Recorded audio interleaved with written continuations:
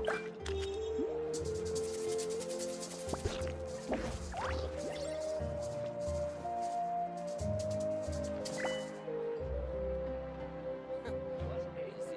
might want to get a guide if you're not familiar with the area.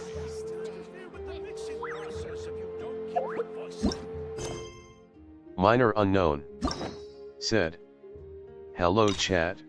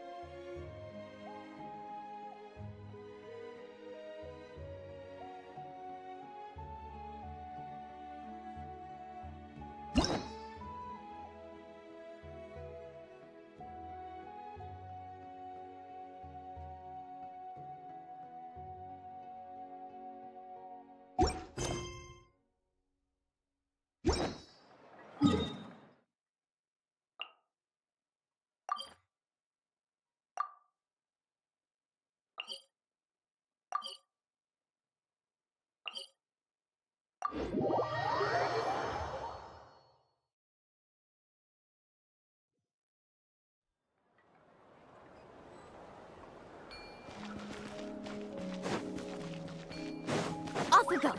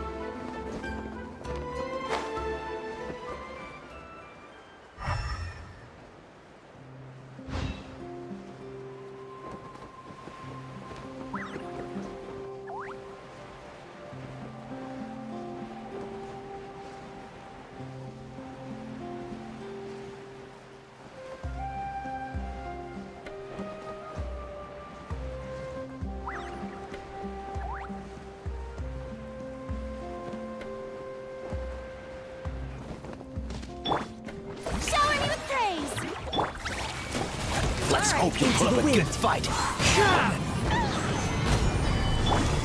Catching up and playing! Here comes the dust storm. That was quick. Let's finish this next time. I told you today's our lucky day.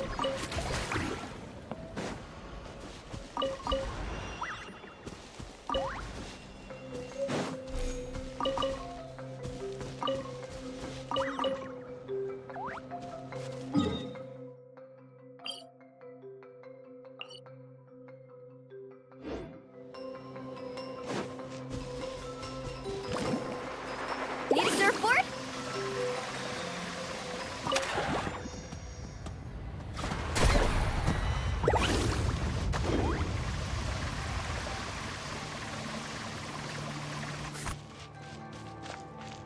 Off we go.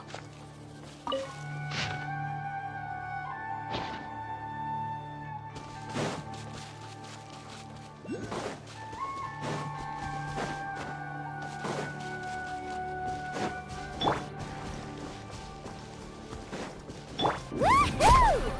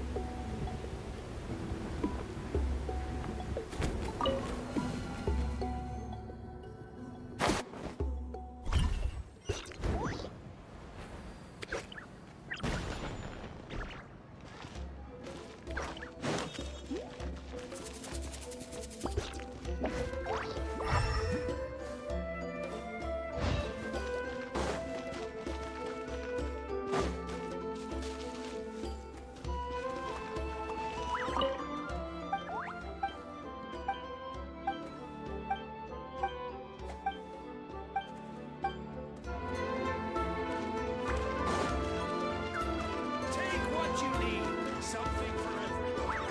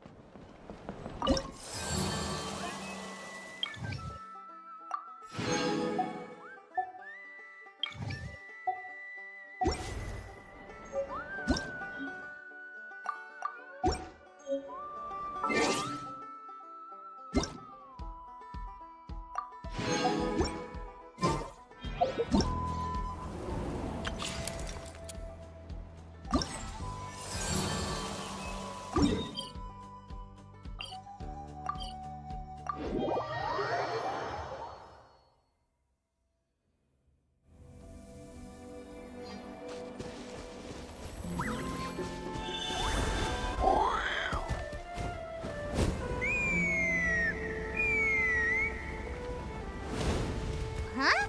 What's that sound? Seems like it's coming from that bridge.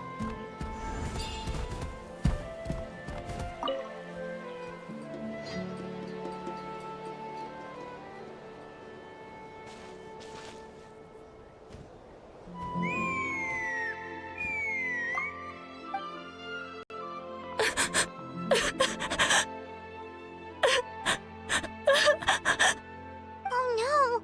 Why is she crying? Should we go check on her? You know, just in case she's thinking of doing something stupid. I'd leave her be. The warriors of the Flower Feather Clan are a proud bunch who never show their vulnerability in public, even if they've gone wingless. Oh, Chaska? Good to see you again, Traveler and Paimon. Before we carry on, let's get a little further away before Koyer notices us.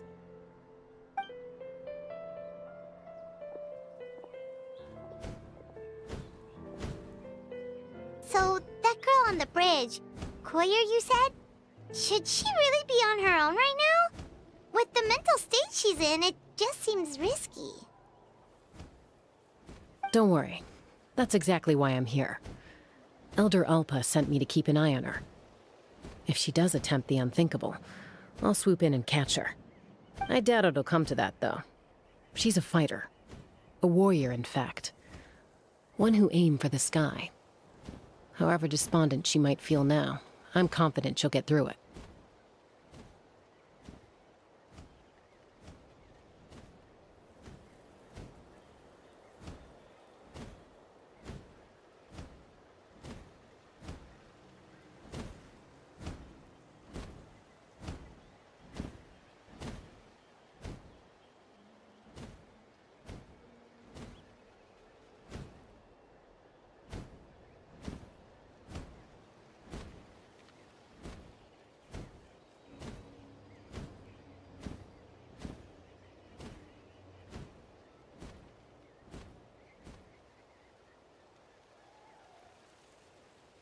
Well, in the Flower Feather Clan, there's an elite flying squad made up of Kukasaur riders. but it's an extremely selective squad. To become a rider, you need to undergo a trial where you not only demonstrate mastery of the relevant skills, but also win the approval of the Kukasaurs. Very few candidates make it through the process.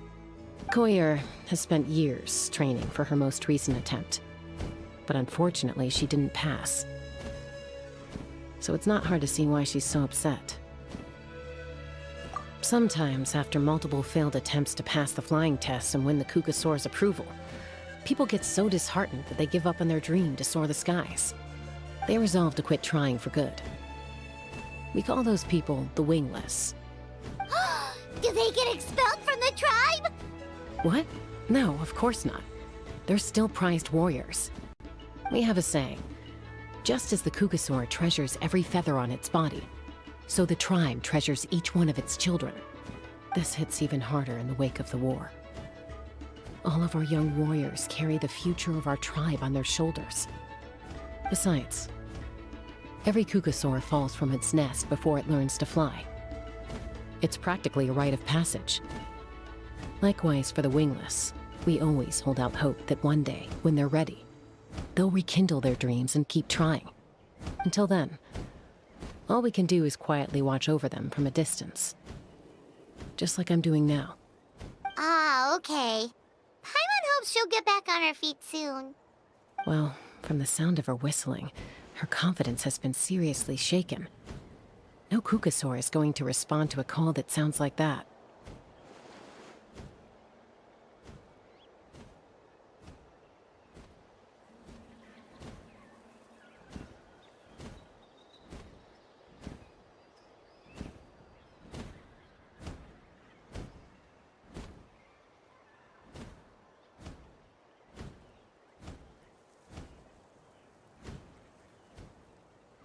Yeah. People from my tribe call to their saurian companions by whistling or blowing a horn.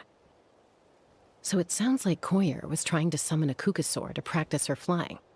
But the Kukasaurs are an even prouder bunch than our warriors. They would never respond to a lackluster whistle like that. First she failed the trial, and now she's struggling to even summon a Kukasaur. That's only gonna hurt her confidence further. And getting trapped in that vicious circle is the kind of thing that'll make people go wingless. Surely there must be something we can do to help.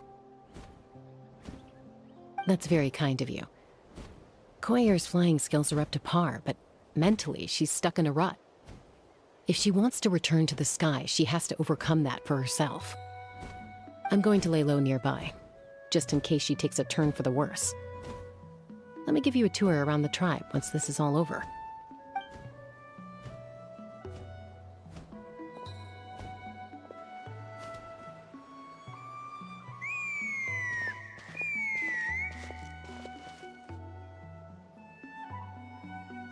Koyer still isn't giving up. Even though Chaska said that she has to do this by herself, Paimon can't help feeling like maybe we can nudge her in the right direction.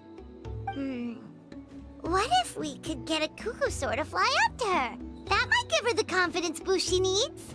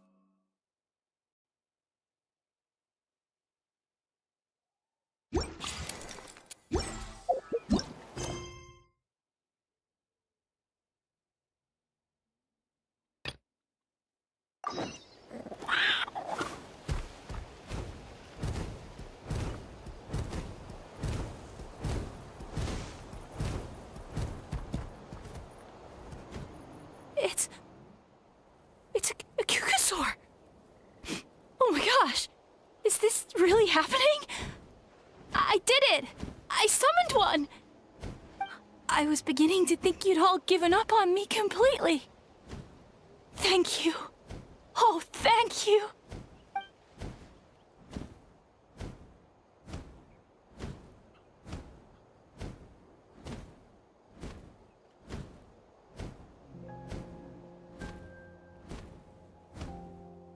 Excuse me? Would you mind if we did some flying practice together? Right now? I think I know where I went wrong in the test now. I need to maintain a higher speed on my turns. So, I just gotta practice my bell tail slides and split S maneuvers.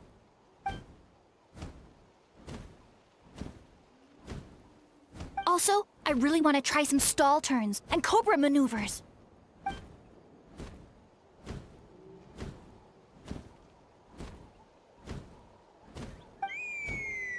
Huh? That sounded like a whistle. Is someone else trying to summon a Kukasaur? Hey! Wait! Wait!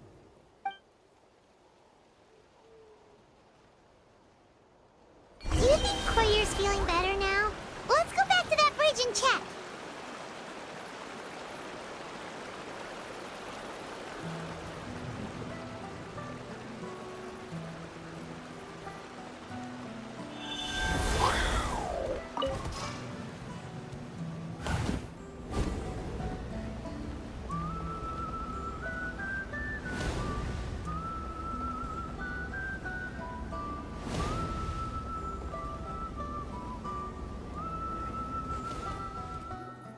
Chaska! I summoned a Kukasaur! They do still respond to me after all! Although, unfortunately, someone else summoned it away again before I had a chance to go for a flight. Oh, really? That is unfortunate. But if you can do it once, you can do it again. Keep at it, and you'll pass the trial eventually. You're right. You know, I almost thought about giving up, but I'm glad I didn't. Hey, Chaska, how's Koyer doing? Huh? Who are you? And how do you know my name? These are my, friends. The Traveler and Paimon. You came up in conversation the other day because I was telling them about up-and-coming warriors in our tribe. Oh, the Traveler, huh? So that's you. What do you mean up-and-coming? I'm closer to being wingless than I am to passing the trial. Anyway, we haven't met before, have we? You look so familiar somehow. Maybe you saw him in the stadium? Or anywhere, really. He's been all over Natlan lately, so it's not surprising that you've seen him around. If you say so. Koyer, Chaska.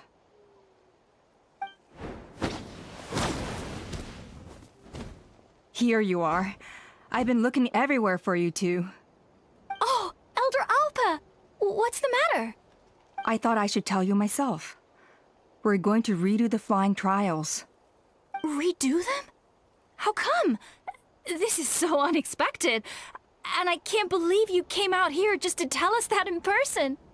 It's embarrassing to admit, but due to time constraints, we didn't do a proper inspection of the arena before the last round of trials began. Then we started to notice many candidates performing worse than expected. So we redid the inspection afterwards and found a number of issues which likely impacted candidate performance.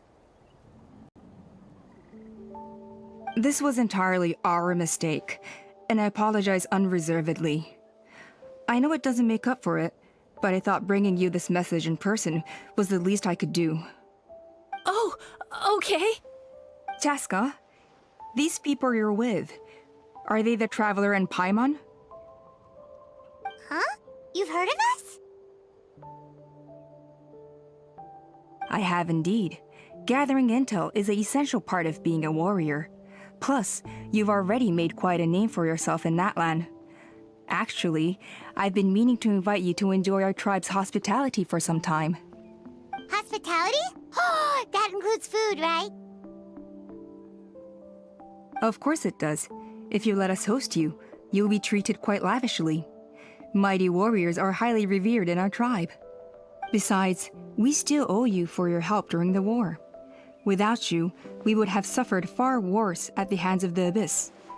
So I like the chance to show you our gratitude on behalf of the whole tribe. Mighty warriors, plural? So Paimon counts too? Paimon's starting to like you a lot. That should go without saying. Your flying skills are the envy of our tribe. The Flower Feather clan seems like a really nice bunch of people. We definitely need to take her up on this offer. Well, I'd love to stay, but I'm afraid I still have to inform the other candidates about the retrials. With our younger generation's future on the line, there's no time to lose. Wait, Elder Alpa! Let me help! The sooner everyone gets the news, the better! Very well. In that case, Chaska, could I leave you to entertain our guests? Sure thing. Okay. Let's meet by the Obsidian Totem Pole later. Collier, let's get going. Okay.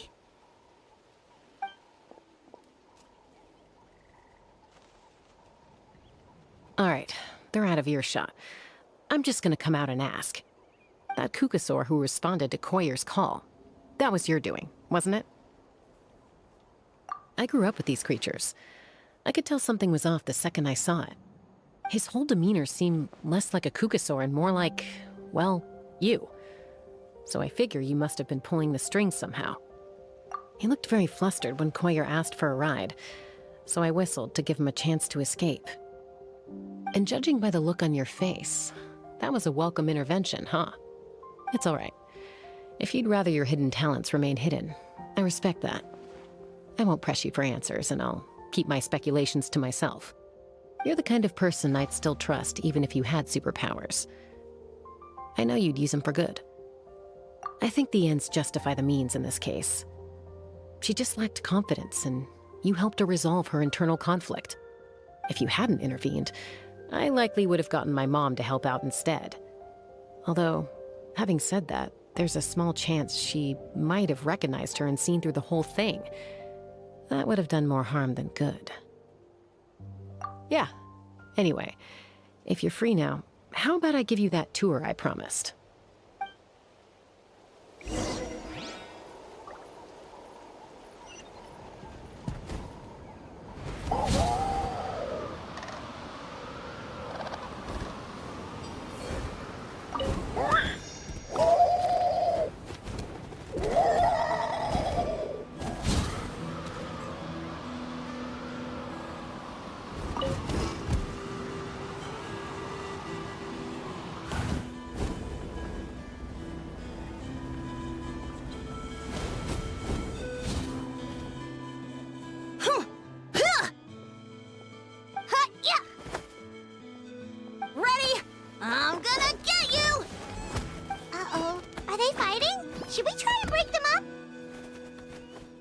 They're fine.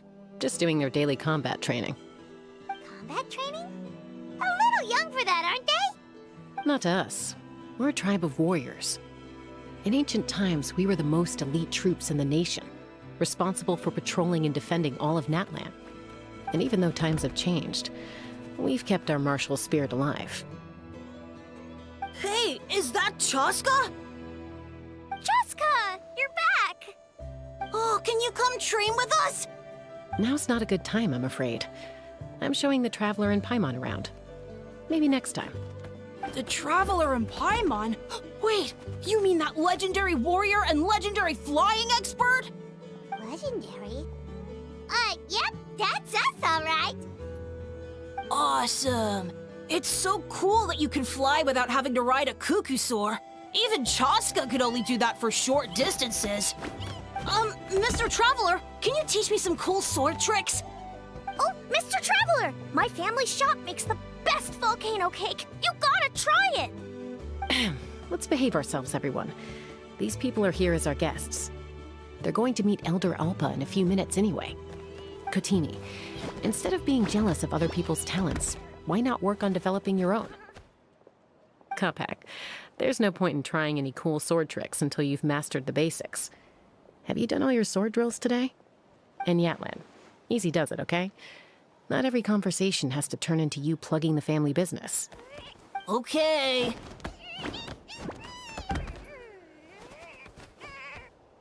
Sorry about those kids. They just got overexcited when they heard your name. Hope it didn't bother you too much.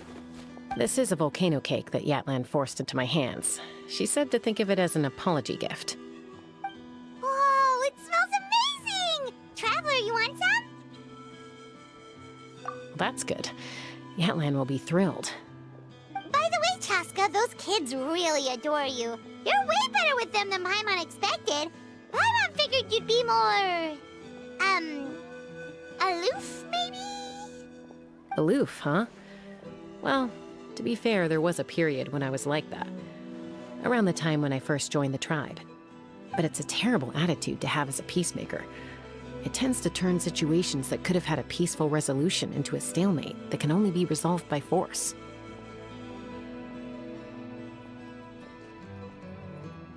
Yep, exactly.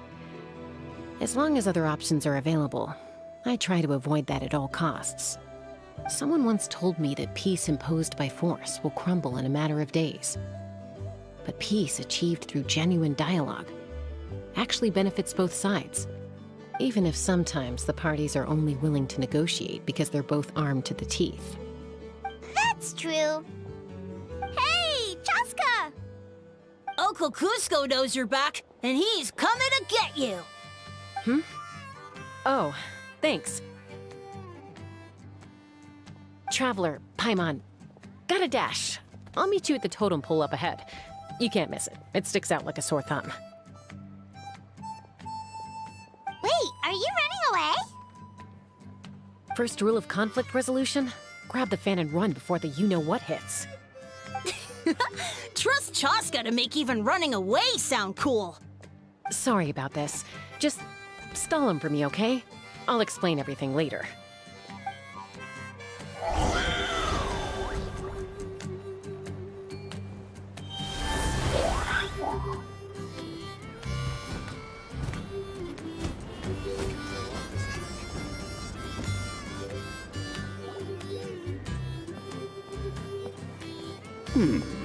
A golden-haired outlander and a white flying object.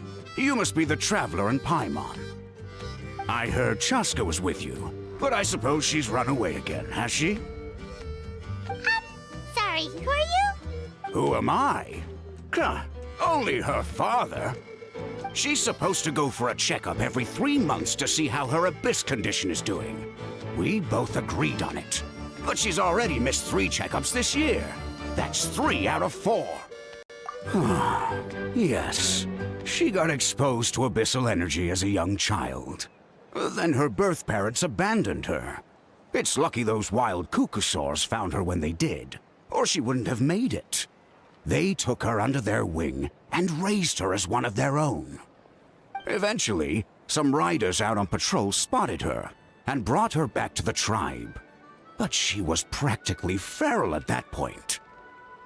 The moment you took your eyes off her, she'd be getting herself into a fight, or she'd run away to be with the Saurians. She seemed to prefer them to her own kind. She might as well have been a Saurian in human form. That must be the aloof period she mentioned, right? We later discovered that her exposure to the abyss had planted seeds of conflict in her heart. So, we started trying to bring it under control.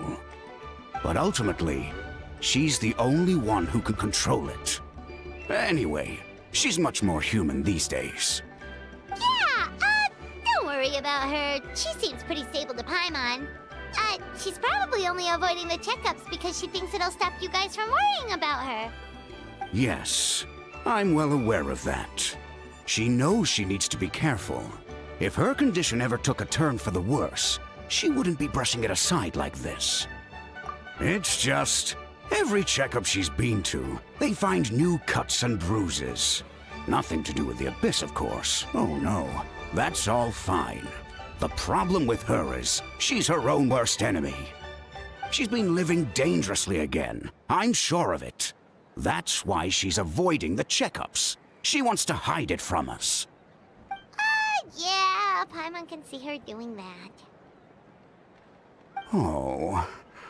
In the past, she always had Koichi to keep an eye on her. Now Koichi's gone, and I don't want to lose another daughter.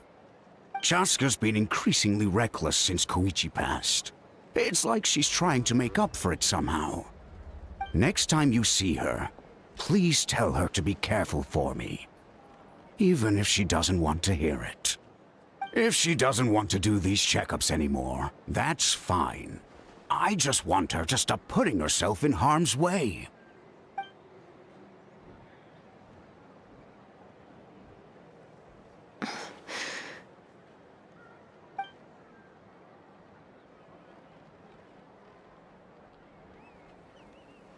Whoa, where did the time go? We should be back up with Chaska before it gets any later. To get to the totem pole, we need to head north, right?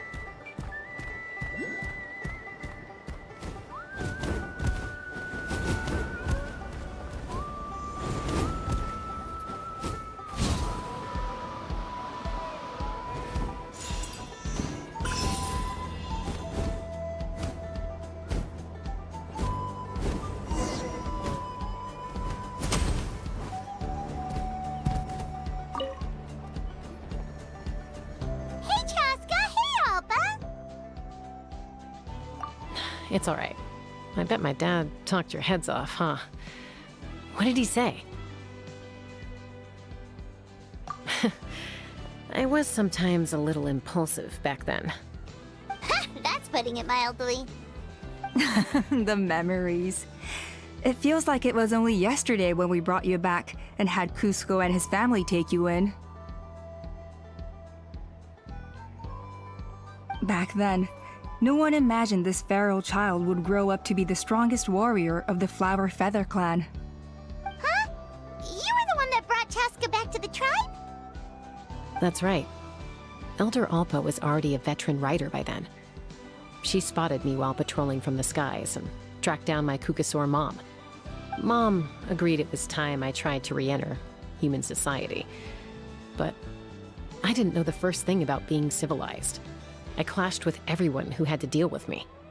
And look at you now, renowned throughout the land as a peacemaker. How time flies. When the day comes that I can't fly anymore, it will be up to you to look after our tribe and our flying squad. You know me, though. I'm not a natural commander. I'm better off as a lone wolf on the front line. So stick it out at least a few more years, okay? Give Koyer and the others time to come into their own. Oh, stop. Wait, so isn't the leader just the strongest warrior in the tribe? At least Paimon figured that's how your tribe would work. Strength is certainly a core tenet in the Flower Feather clan. But strength means far more than martial prowess alone. If it all came down to individual strength, I'd struggle to call myself a warrior, let alone a member of the flying squad. Any fighter in the tribe could take me down. Well, sorry to disappoint you. It was something I aspired to at one point. So much so that I went adventuring in the Cinder City, Ashkanatlan, to try and prove myself. But it was foolish of me. I wasn't ready. I came back empty-handed and seriously injured. The fact that I survived was something, I suppose. But after that, I never seriously considered myself a strong fighter. And yet, you still managed to become the leader of the flying squad, thanks to your experience and determination. All while battling those old injuries. Don't you think that's a display of strength in its own right? Let's shelve this discussion for now. Traveler, Paimon, there are some simple refreshments on the table. Please help yourselves. Yes! Paimon was waiting for that part! They were for the snack stomach. The refreshment stomach still has plenty of space.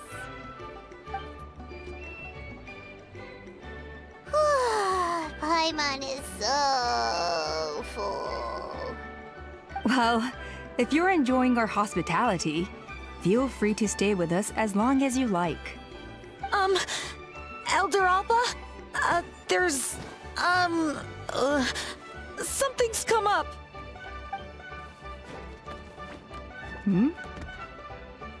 What happened? Is it serious? Shall I deal with it? It's... Some merchants showed up. Not from our tribe. They said they're here to discuss some potential collaboration with us. Why now? This is terrible timing. There are a few wingless that we haven't managed to reach yet, and we still haven't inspected the retrial arena. Let me handle the other errands while you meet with the merchants. You shouldn't be trying to do everything at your age. You should help too. Seems only fair after all that food we ate. Huh. Well, much obliged. Chaska, the remaining wingless are all people you know. Let's see. Pishika now manages the floating target balloons. Waska's probably still addicted to Eyes on the Feathered Prize, and Junon spends her days up on the flying platform, staring at the Cinder City. I'll leave you to tell them the news.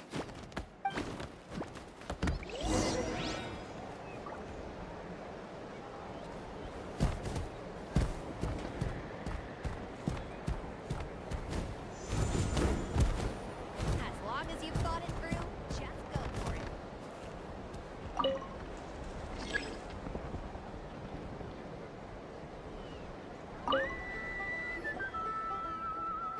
Are you sure you don't want to reconsider, Pashika? I appreciate it, boss. But honestly, I'm pretty happy with my life nowadays. Pashika, they're redoing the flying trials. Huh? Mutona? Ah, did Alpa send you? I was just telling Pashika the news, actually. The way things are with the tribe these days? I mean, you don't need me to tell you. This here is no future for a seasoned warrior like you. Ah, come on, boss. Do you have any idea how long it's been? I've been wingless for years now. I'm not cut out for that anymore. Of course, I'll do my part if we ever need to defend the tribe.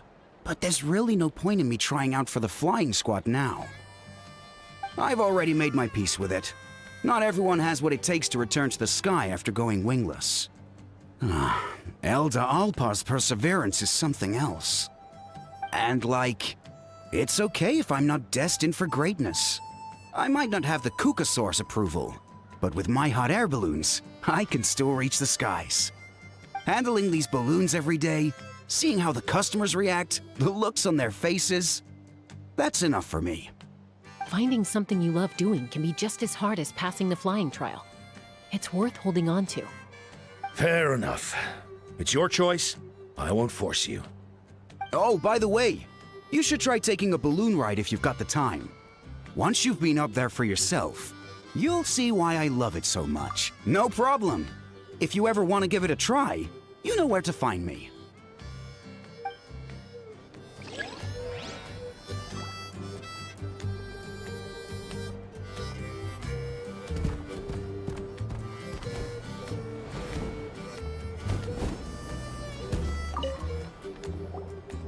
A retrial?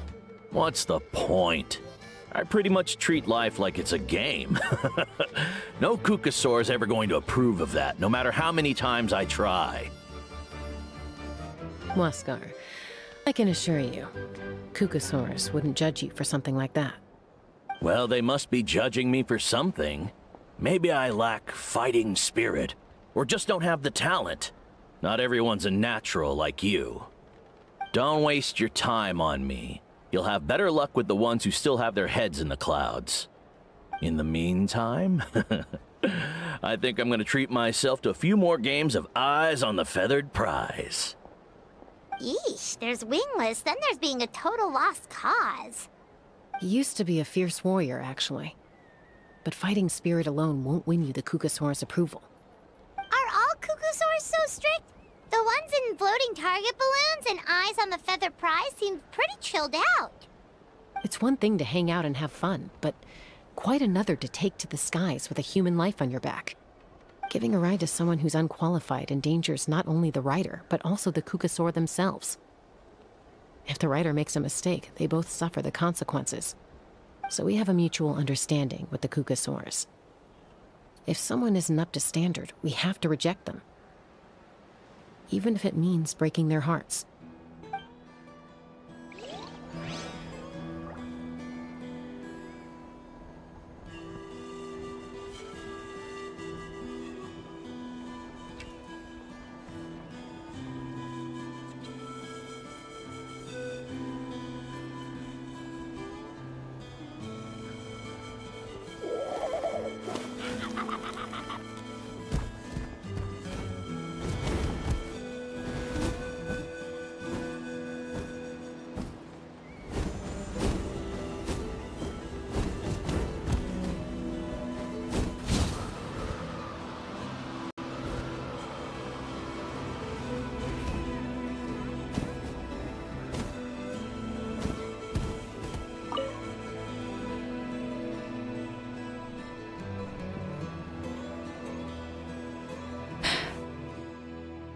Hey, Junan. Gazing out at Kanatlan again, huh? Chaska? What are you doing here? Is something up? The flying squad is hosting retrials again soon. Wanna give it another try? Maybe you're forgetting the definition of wingless. I've failed so many times already that I've decided to call it quits for good. I'm done. Elder Alpa always goes out of her way to come and tell me when a new trial is coming up, and it's nice of her to think of me. But nothing's gonna change. I'm not going to suddenly pass just because they're holding another trial. They're making some big changes to the arena this time, so the flying experience should be smoother than before. Koyer's gonna try again. No, forget it. If I was genuinely good enough to make the squad, the location shouldn't affect my chances. A true rider can fly confidently whatever the conditions, like you and Elder Alpa. Junan! They're redoing the... Huh?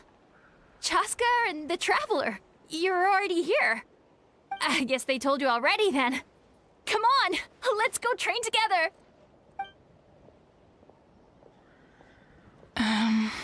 I'm gonna sit this one out. What? Why? But you've always looked up to Elder Alpa. She went wingless after her injury and spent years drifting, but even she came back and made it in the end. If she can do it, why can't you? I mean, I don't have that kind of perseverance. And besides, the last thing I want to do is fail in front of her yet again. Oh, come on. You know you don't need to worry about that. All right, well, how about we just treat this as you being my mentor? Then will you train with me? I mean... Enough umming and ahhing. Let's just get up in the air and figure it out as we go. Wait! Hold on, slow down. I can't keep up. Well, that's one way to do it. They've been best friends since they were kids. If anyone knows how to get Junan out of a rut, it's Koyer. You helped Koyer deal with her internal conflict, and now she's done the same for someone else. But sometimes in life, things spiral in a good direction instead.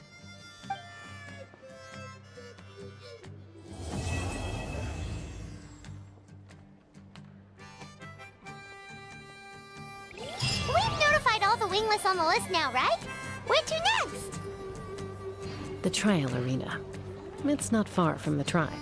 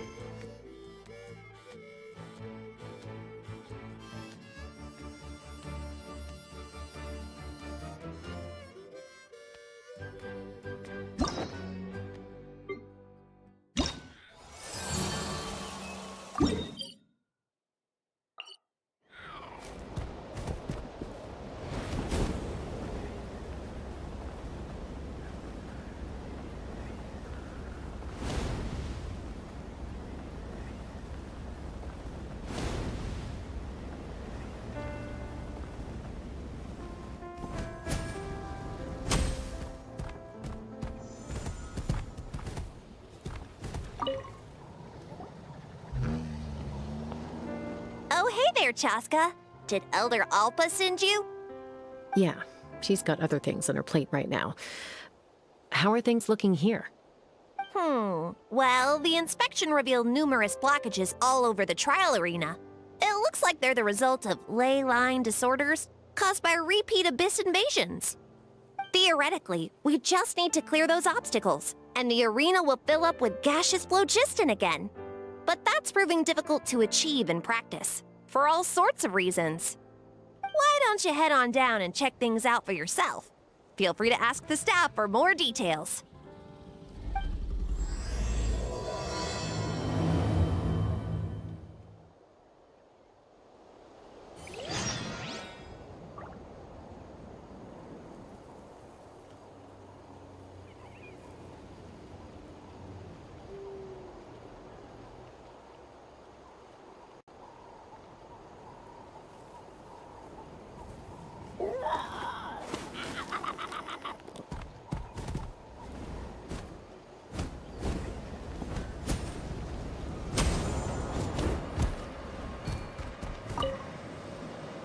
I think it should be possible to clear this spout with just a few hard hits.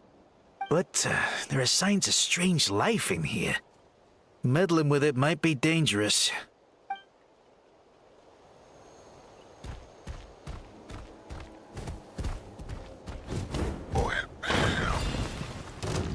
Hey! Monsters!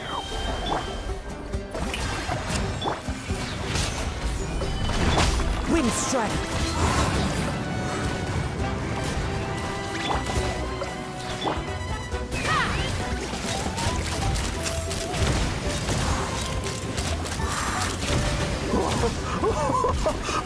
I thought I was done for. Oh, this spout should be good now. Thank you very much.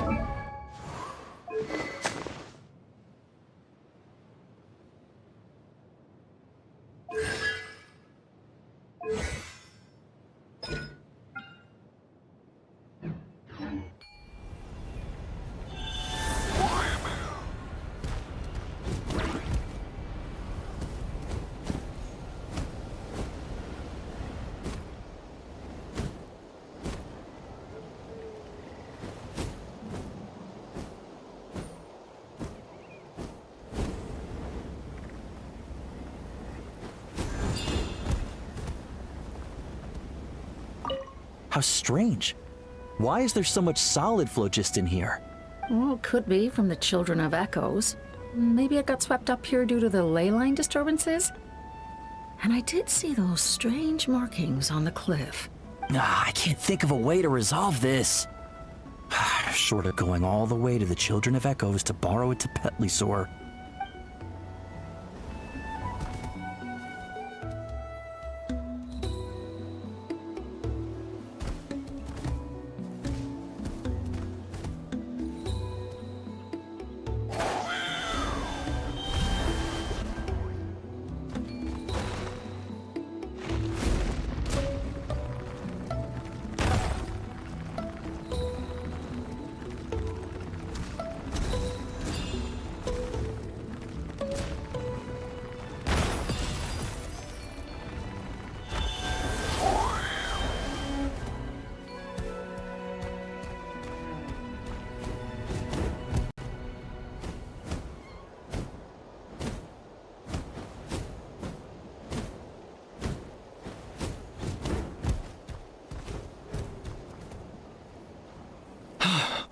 Oh, are you here to help? Thank goodness. There's no way I could do all this by myself. So the blockage here has to be cleared using a special bomb, but carrying explosives up that steep slope would be a recipe for disaster. If I dropped it or slipped and fell, I'd be blown to bits in an instant. So, my plan was to transport the bomb to the other side, then send it over in a hot air balloon. All I need now is for someone else to strike the balloon at the right moment, dropping the payload right on top of the spout, and problem solved. What do you think? Simple enough, right?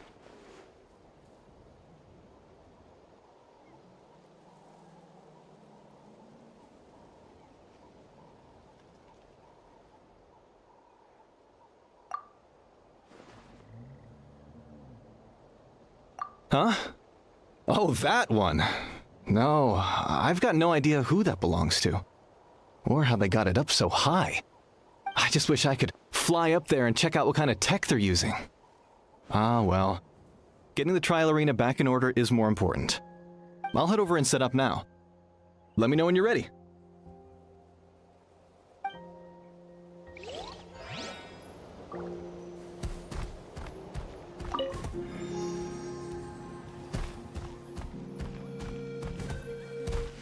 All right!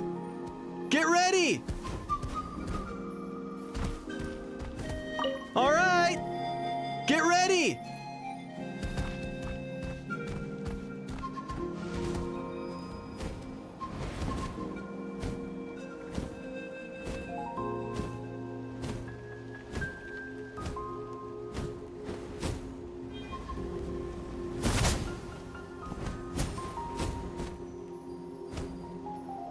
All right!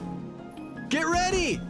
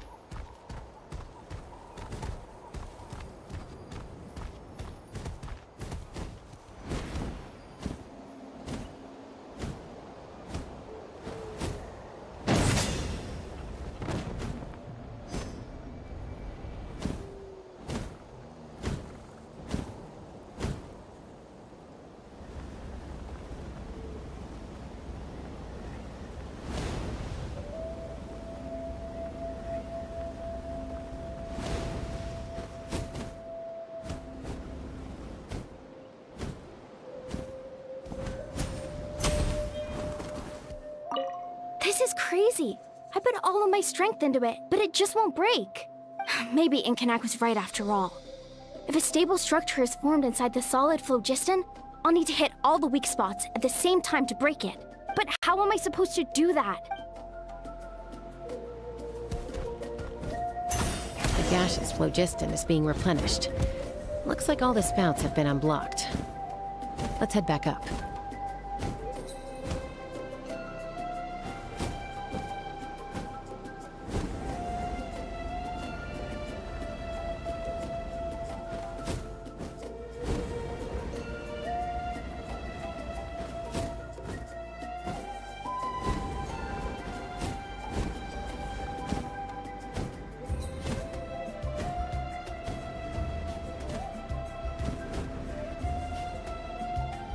Wow, you took care of everything in no time at all. Incredible work. Now we just have to wait until the gaseous phlogiston is fully replenished. Then we can kick off the retrials. Actually, Inkanak, I'd like to do a test flight first, just to make sure we're not missing anything. Could you arrange that for me? Huh? But you only just finished getting the arena ready. There could still be other hazards we're unaware of. All the more reason to have me test it out. Think of it as another inspection. I guess you're right. With your flying skills, you won't be in any serious danger, even if there are hazards we overlooked. The conditions in this area seem a little unstable, but a test flight is the only way to catch any lingering issues. All right, I'll get things set up for you. Just let me know when you're ready.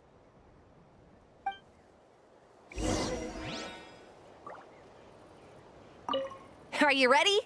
This should be a piece of cake for Chaska. But still, try to be careful.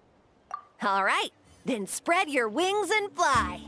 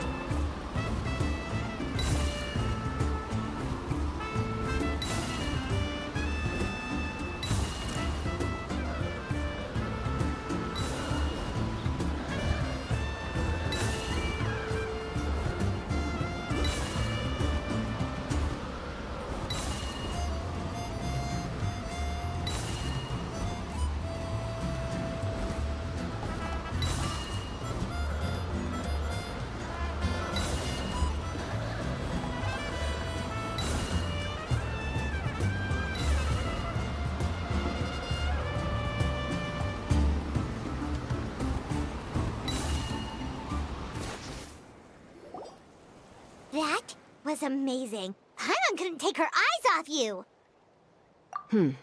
No, nothing major. Give it a few days, and we should be able to conduct the trials. Help! Help me! You're from the Flower Feather clan, right? Please, come quick, you've got to help us! Catch your breath first. What's the situation? We got attacked by a Kukasaur.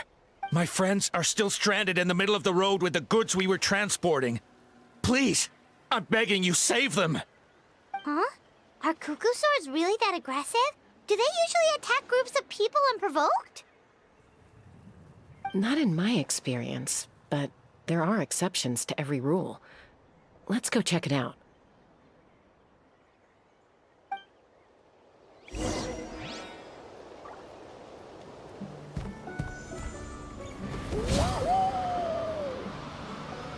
Ouch!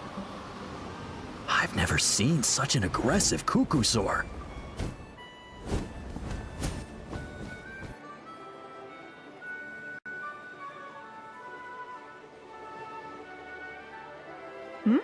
Chaska? Traveler? This is a surprise. Elder Alpa? Huh. So, where's this aggressive Kukusaur we've heard about? Already flew away. Looks like it backed off once it realized that reinforcements were coming. So why do you think it attacked these people in the first place? Was it after the food? No. These merchants are even transporting food. Ah! Thank goodness! The phlogiston wings are intact! Phlogiston wings? Thank you so much for coming to our rescue. These phlogiston wings are our most prized goods. If anything happened to them, it would ruin us. Wait a minute. Are you the merchants that were looking to collaborate with us? Wormy told me about you. Yeah, that's us. So I take it you're Elder Ulpa? I am. You must be exhausted from your journey, not to mention shaking up from the attack. Let me bring you back to our tribe to rest. We can talk business after you've recovered. But Elder Ulpa, what about the Kukasaur attack? Well, our guests here weren't seriously injured, and their goods are intact. Perhaps that Kukasaur was just having a bad day. There are so many of them around here. You'd expect something like this every once in a while. I don't think we need to pursue it any further. More importantly, how are the preparations for the flying trials going? Is everything in order over at the arena?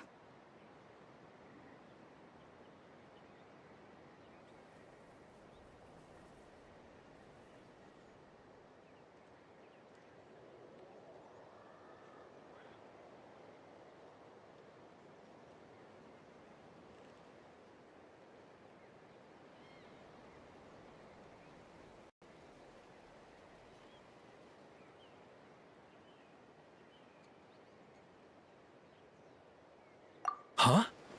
Did you say flying trials? What a coincidence! Sounds like a perfect use case for our phlogiston wings. You'll be pleasantly surprised by what they can do.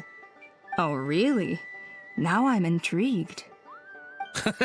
Well then, let's forget all about this Kukasaur attack for now. We have some serious business to discuss.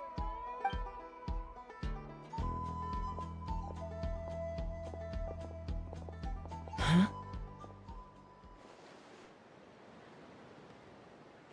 So that's it? That all went smoother than expected. Well, guess we'd better get going. Huh? Chaska?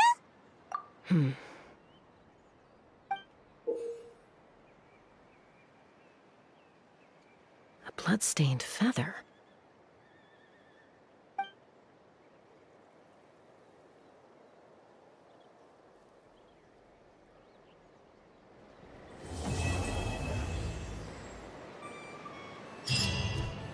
The flower feather clan.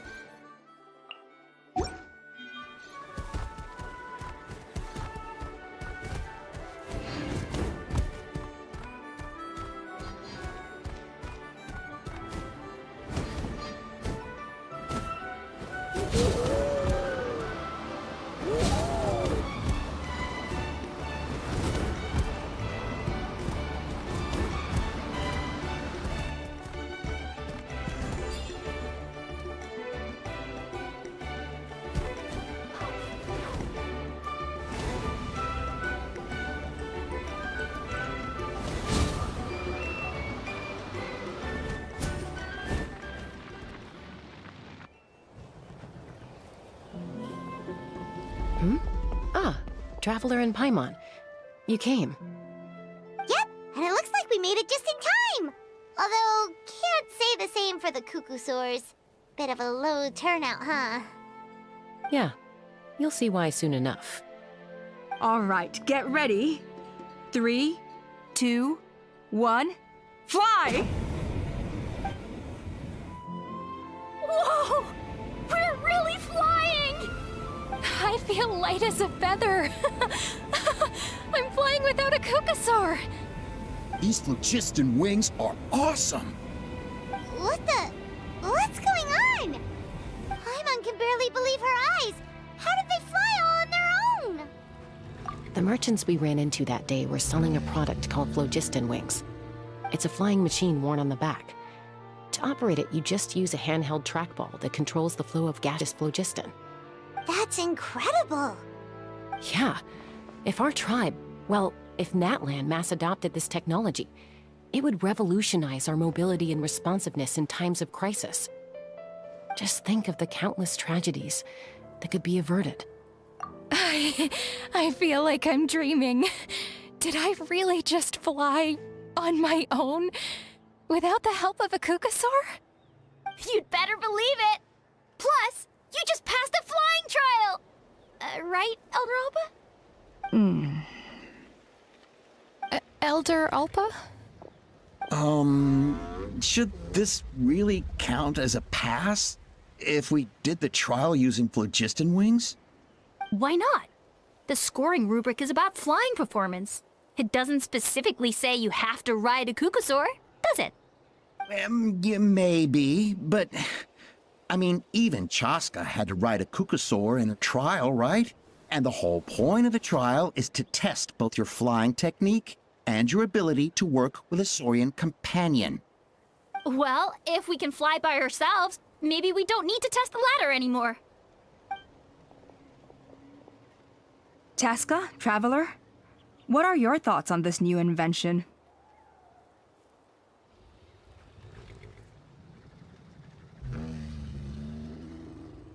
Hydro. Right? That's what I think Said. too.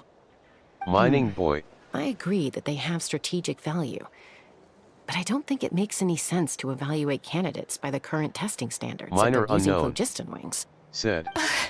Hey Hydro. Why? Hydro. Said. Shunan finally mustered How's the courage to go Shaskok through with Quest this. so far? And now you're saying it doesn't count? We don't have any experience using these wings in battle, nor is it immediately obvious how Minor to incorporate unknown. them into the existing Said. systems in our tribe. Good. Taking a longer-term perspective, I think we need to start by getting thoroughly acquainted with how these things work. Then we can develop a new trial format with new assessment criteria, tailored to candidates using the phlogiston wings. You all raise valid points. But Chaska, while your proposal sounds perfectly reasonable, it would probably take years to put it into practice. We lost so many people in that war. These phlogiston wings could be exactly what we need to strengthen our forces and boost morale in this trying time. And as for real-world battle experience, there will be plenty of opportunities to gain that. I have high hopes for you, Junon. Huh? Hey, stop staring into space! Say thank you! Oh, thank you. Thank you, Elder Alpa. You have nothing to thank me for. Remember, the way you got your wings back was by relying on yourself. Oh, Elder Alpa! Bad news! Kukasaurs are attacking the merchants again! Again? Okay, everyone, stay put while I... Huh? Chaska?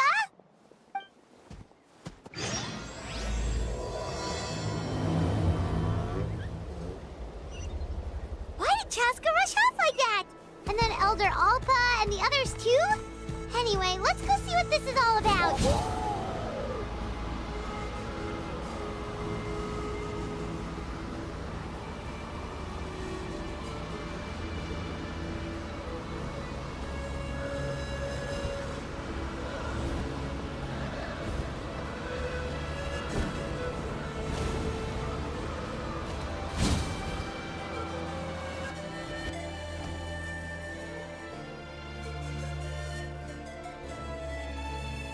Oh, it's back! It found us again! Run! Get out of here! Curses. She's really riled up this time. Hey! Stop running! We'll never outrun a creature with wings! Get back here and let's fight! Stop! All of you! Chaska! Oh, wonderful! Quick, get rid of that thing!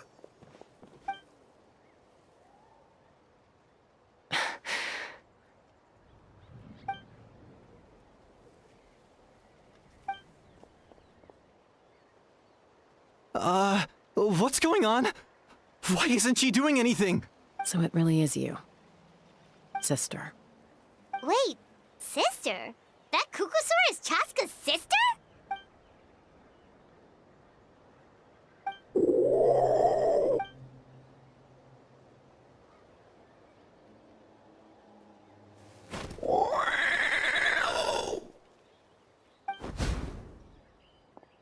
Koya, wait! Is Chaska gonna be okay? Should we go check on her?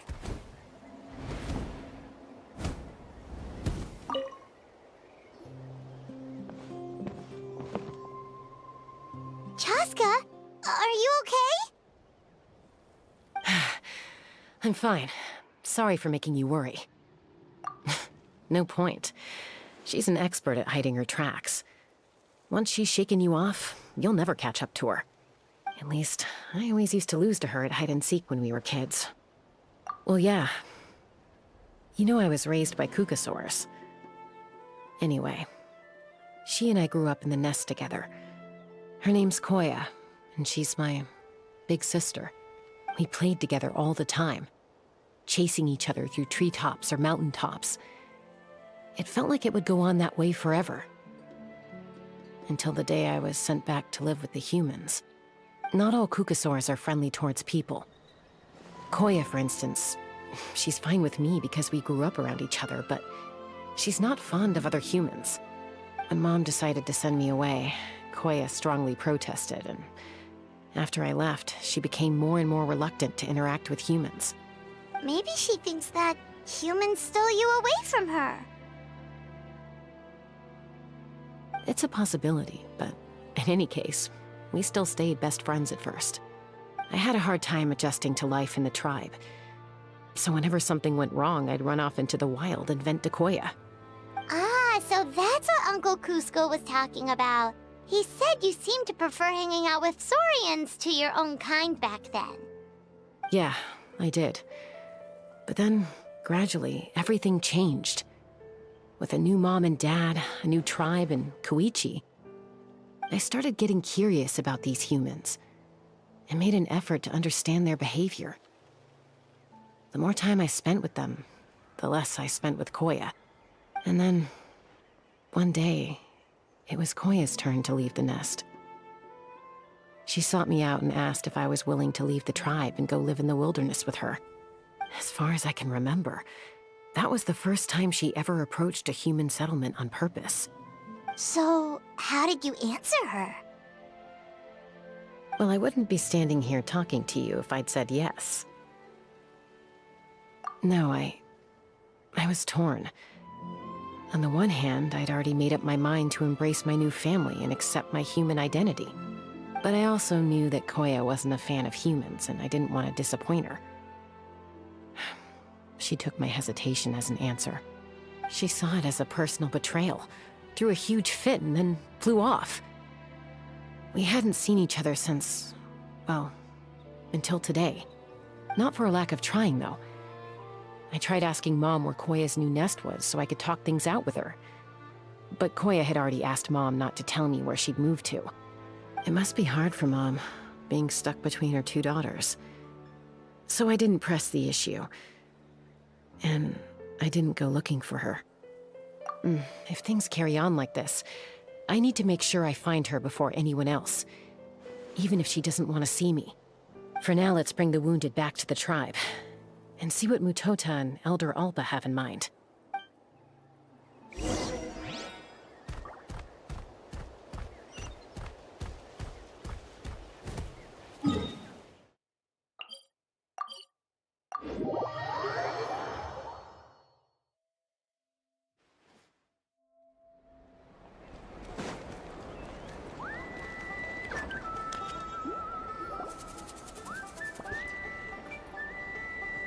So, I hear there's been another Kukasaur attack. Ha! I knew it! They're wild animals, and they can't be trusted. Hey, show a little respect. The Kukasaurs are our partners. Maybe in the flying squad, but they don't give a hoot about the rest of us. Well, now that we have the phlogiston wings, do we even need the Kukasaurs anymore? Are you kidding? How are we supposed to protect our tribe without them? I didn't mean it like that. Huh? Protect our tribe? Or are you just scared that your precious flying squad will lose its prestigious position? You take that back! Things are changing so quickly. Chaska, There's a conflict emerging there. Aren't you going to nip it in the bud? The whole tribe's talking about this now. Breaking up a single fight won't solve anything. The real source of conflict here is the phlogiston wings, and what happened with Koya. On any other day, people would just brush this attack aside. After all, clashes between wild kukasaurs and humans are no more common than those between people. But now that the phlogiston wings have entered the equation, it's sparked a debate over whether our tribe needs the kukasaurs at all. I worry that we risk repeating the mistakes of the Cinder City. Back then, Lord Ochkan's hatred of the Saurians nearly destroyed the peace forged by the Pyro Archon. Chaska, to prevent things from deteriorating further, I'd like to task you with restoring peace to the tribe. I will. Traveler, you've already done so much for Natlan, and the Flower Feather clan has no right to ask more of you. But... thank you. And don't forget about Paimon. Just leave this to us. This whole situation has unfolded so quickly that it's put us on a back foot. To tell the truth, it makes me a little suspicious. You think someone might have orchestrated all this? It's possible. Leave it with me. I'll look into it. Also, Chaska, could you try to keep a low profile while you're out there digging around? We don't want to give our hand away. I'll do my best. Okay, so where should we start? This all began with Koya's attacks. If we can find out what led her to do it, that should give us something to work with. Unlikely. Given how she reacted when I showed up, I don't think she's forgiven me. If you want to resolve a conflict through dialogue, sometimes you need a third-party facilitator. Let's go see my mom.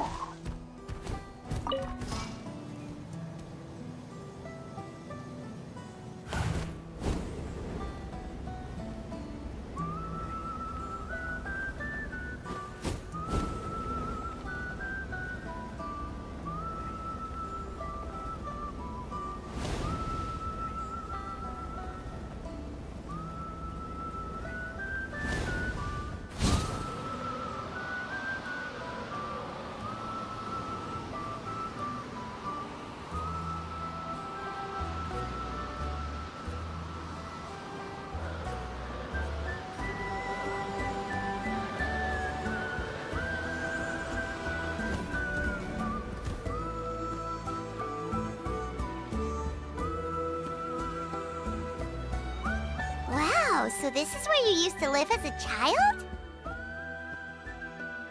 Mm-hmm.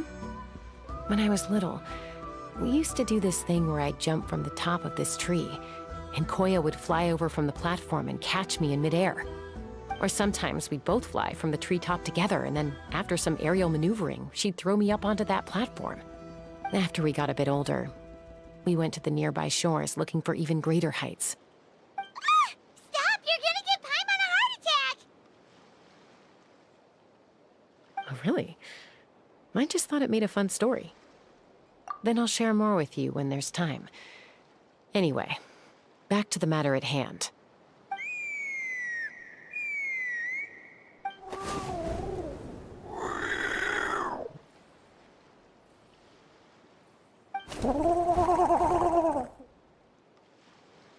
Hey, Mama Bird. I'm back. My last visit was only a week ago, wasn't it? See? I visit you more than I visit Papa Cusco. I brought a couple of friends with me. These are the Traveler and Paimon.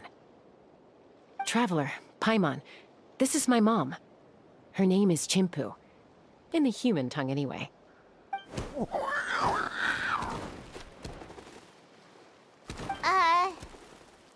Hi! No, not really. I don't speak it as such, but I can sort of get the gist. Although only with Mom and Koya, since I spent my formative years with them. Even then, it's basically a best guess based on their sounds, body language, and expressions. Seems to work about 9 times out of 10, anyway. As for whether Mom understands me, I can't always tell. But somehow we still manage to communicate. Call it the family bond, I guess.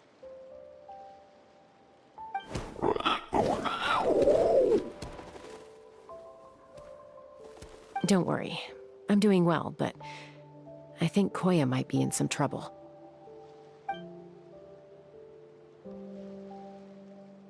I know she's never been a fan of humans, but she's never deliberately attacked them before either.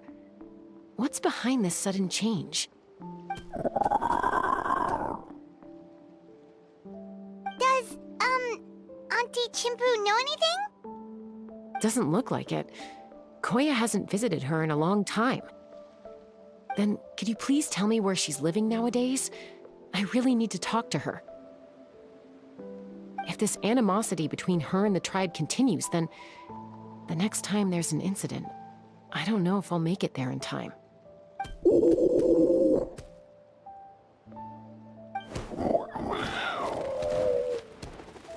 She said she'll take us there.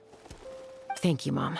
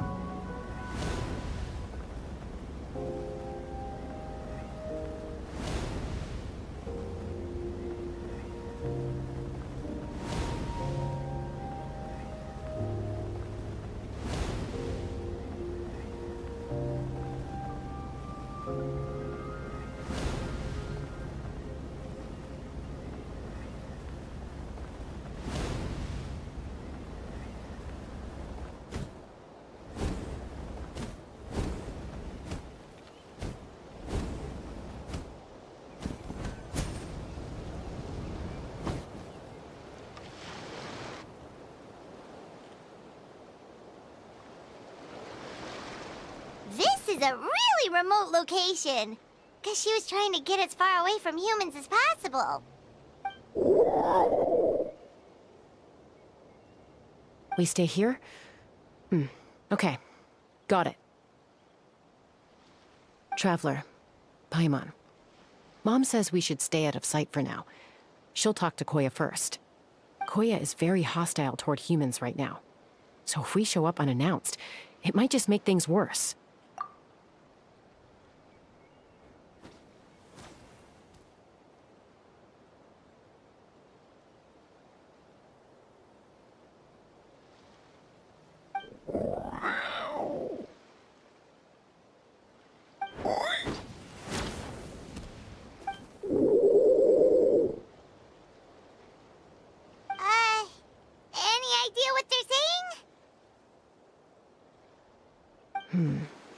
Sounds like things are more complicated than I imagined.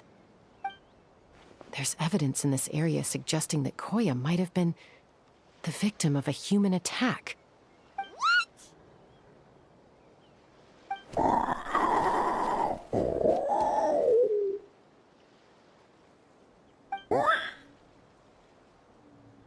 No!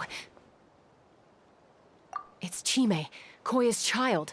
The attackers kidnapped her.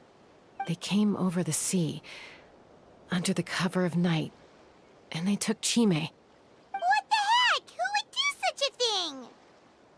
I searched day and night, and finally found them.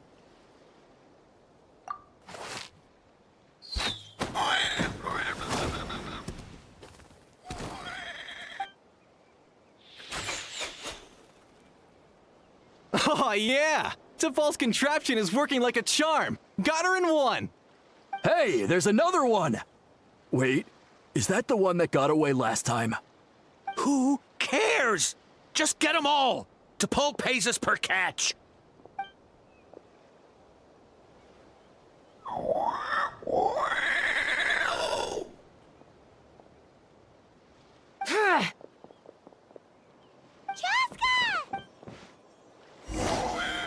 Chaska? How do you get here? Quick, stop her!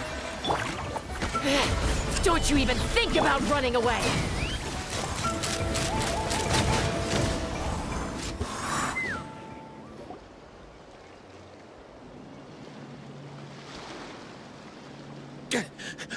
Don't come any closer, or I'll... Go, Phlogiston Wings! Take me out of here! Uh-oh, looks like it malfunctioned.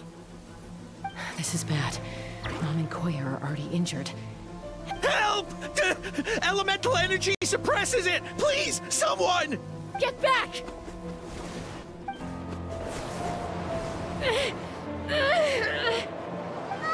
It's still going, and it's getting worse. Guess we need a more permanent solution. All right then.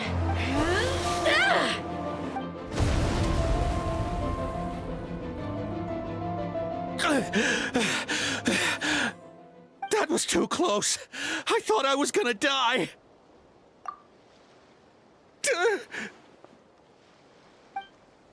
Answer us honestly. Were you the ones who attacked Koya before?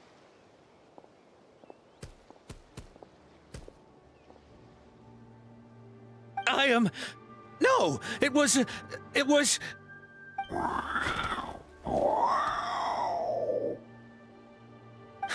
Well, she says it was you. Just tell me, who sent you here? It was T'Pol. He told us to catch all the wild Kukasaurs we can find. And he also said that this Kukasaur has become a thorn in his side, so it needs dealing with urgently. T'Pol? Huh. Sounds familiar. Well, he tends to send his orders in writing. He pretty much never communicates with us in person. When he does, he wears a mask to hide his face. And whenever we trade Kukasaurs for Phlogiston Wings, we deal with his henchmen. So you didn't even make those wings? All we did was slap some labels on them and transport them over here, to make them look like they're imported. To make it harder to trace their origins. I don't know, honest! Well, that's mighty convenient, huh? What about if I held a gun to your head? Would that change your answer? No need. I'm sorry. I'll tell you everything I know.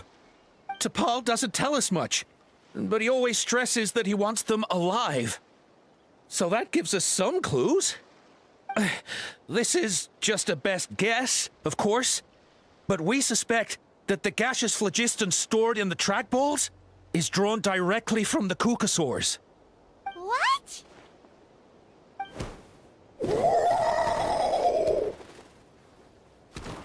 Easy now. You're still injured. Hey, keep talking. Yes, ma'am. So, the gaseous phlogiston has to be highly refined in order to power the phlogiston wings. The slightest imperfection can have disastrous consequences, as you just witnessed. But the Kukasaurs have a natural ability to process gaseous phlogiston. So, if you use them as an intermediary, then...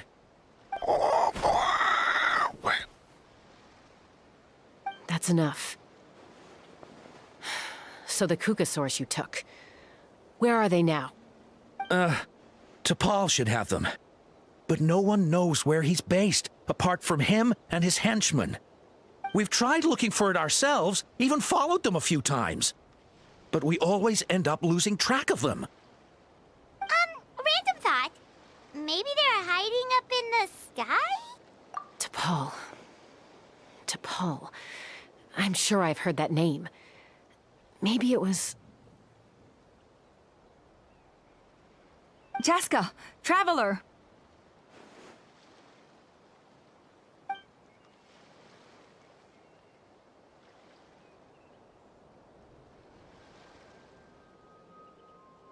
That voice! It's Alpa!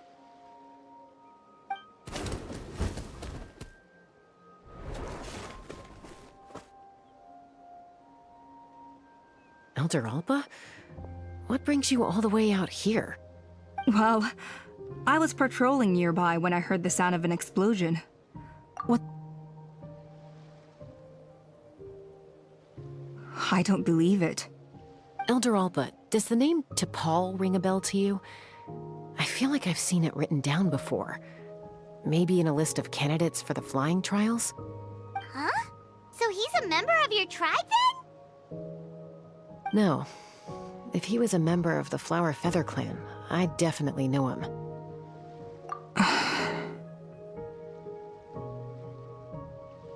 Now that you mention it, I do remember a young man from outside our tribe who came to participate in our flying trials once. You were away on a mission at the time, which is probably why you don't remember him. He was a craftsman from the Children of Echoes, but he'd always dreamed of soaring the skies, so he wanted to join our flying squad. The Children of Echoes? That's rare. But despite his best efforts, he unfortunately failed to pass the trial and gain the Kukasaur's approval. In the end, he went wingless and returned dejected to the Children of Echoes. Wingless, huh? Maybe he invented the phlogiston wings to get revenge on the Kukasaurs. Perhaps. Or maybe it's simply his way of dealing with his regrets over his past flying endeavors. Either way, it doesn't excuse his abuse of the Kukasaurs. I'm gonna take these guys back and expose the truth to the tribe. It's time for this conflict to end. Easy, Chaska. Remember what I said about keeping a low profile? The ringleader still hasn't shown himself, and this man's allegation about powering the phlogiston wings with Kukasaurs is only speculation. Bringing these men to the tribe now won't win over any current supporters of the phlogiston wings. In fact, it may even escalate the conflict further. After all, many are mistrustful of the Kukasaurs after recent events. Is that why T'Pol waited until now to try to capture my sister? I don't know. I mean, he did tell us to spread negative rumors about the Kukasaurs and slip some Mora to anyone opposed to them, but... But Koya only attacked humans because they stole her child! Nevertheless, we will be hard-pressed to change people's minds while emotions are running high. Unless we have irrefutable evidence. Bravo! My thoughts exactly. In the meantime, leave these men with me. I'll escort them back to the tribe. I'll take the other members of their crew into custody, too. They won't get another chance to stir up trouble. Fair enough. I guess finding T'Pol is gonna be the key to resolving this conflict. Let's hope the Children of Echoes have some info on him.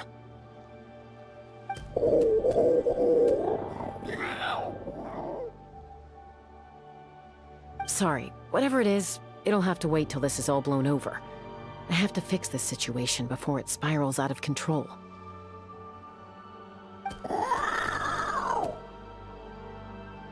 Mom, sis, rest up and get well soon. I gotta fly.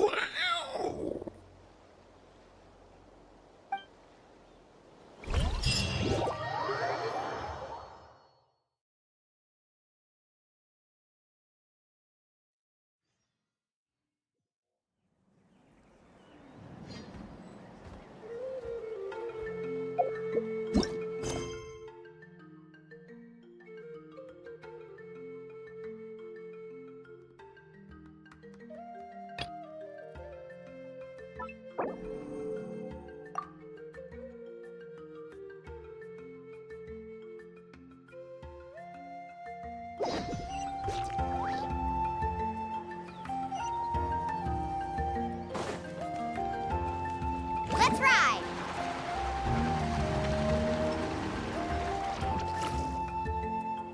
So Alpa says that T'Pol's from the Children of Echoes. But how do we track him down? Just ask around until we find him? Let's start by talking to someone we know. It'll be faster that way.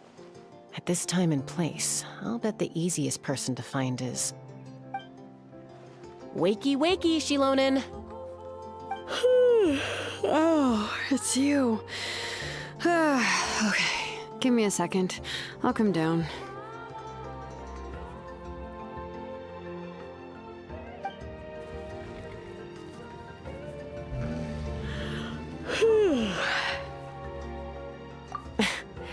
I climb trees to fly further and see farther.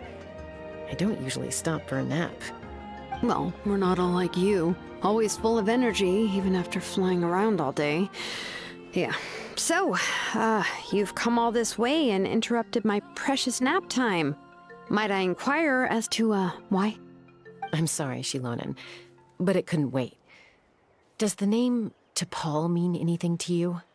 He's a craftsman, apparently. Hydro. Huh. T'Pol. Yeah, and that's the Zillanen that rings a sleeping I bell. was talking I about think that's yesterday. Puma's child. Minor unknown. Said. Yes.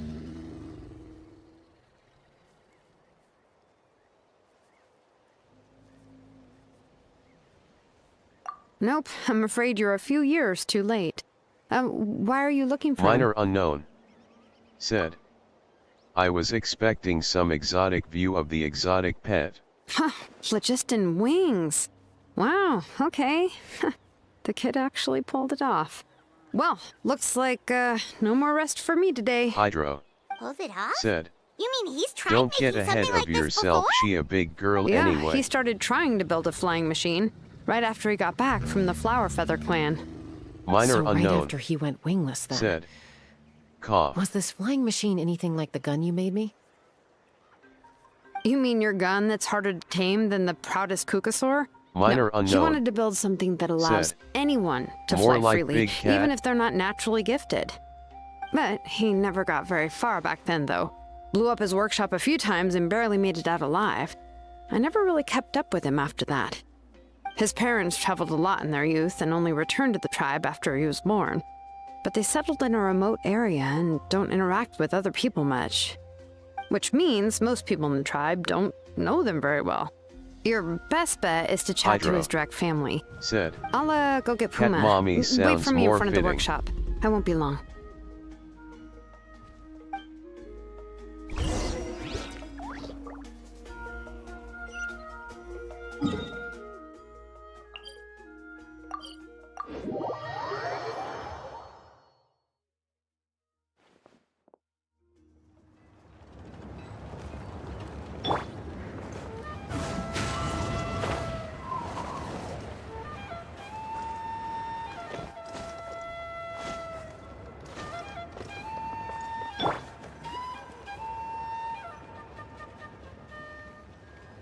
I'm back.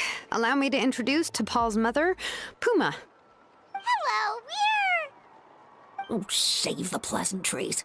I don't want to spend any longer talking about that boy than I have to. Huh? I disowned him long ago. He is no child of mine. All he cared about was his pipe dream of reaching the sky. Oh, we tried to talk sense into him, but he was obsessed. And then when he left us, he spouted some nonsense about building a workshop in the sky to avoid the constant criticism of us ground dwellers. He left his notebook behind. Whatever questions you have, you can look for them in there. I am done talking about him. He's no son of mine. He never called me Mom anyhow.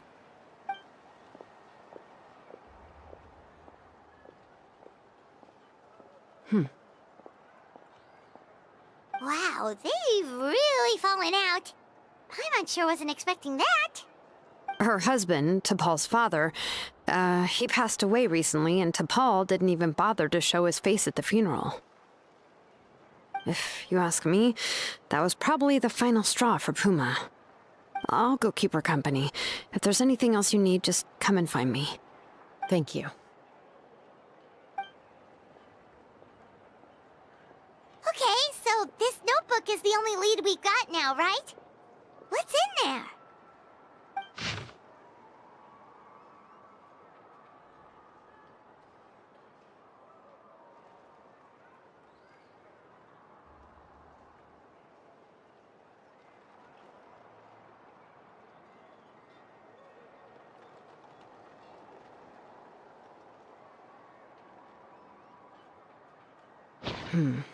Some early designs for the phlogiston wings, and some theorizing about an airborne workshop. Ochkanatlan, the Cinder City. Looks like that's where he got his technological inspiration from. So, was he serious about the workshop in the sky? But that's such a big project for one person. Do we think he actually pulled it off? Oh, yes. The one from the trial arena that was super high up. That balloon has been there for a while, and everyone's been wondering how it got up there, but what if that's the wrong question? What if it started off even higher up, above the clouds and out of view, and it only descended to its current height due to some kind of malfunction? Part of T'Pol's workshop? Seems likely. If T'Pol's base had been hiding above the clouds this whole time, that would definitely explain why Isidore couldn't find it. I totally called it! But how do we get up there? Chaska, can you even fly that high? By myself? Possibly. But with a passenger, no chance. I doubt even phlogiston wings could take you up that high. At least, not without that relic T'Pol mentioned in his notebook. Yeah, and he's probably holding on to it. We'll have to find another way. Nope. That's way beyond Paimon's altitude. Also, would you really expect Paimon to go up there and take on T'Pol all by herself? Let's not worry. Just because we can't think of a solution doesn't mean no one else can. I'm not the only flying expert in my tribe, you know. Oh, good point. We should go ask Elder Alpa. And Mutoda. He was quite the flying ace back in the day, too. Let's head back and see what they suggest.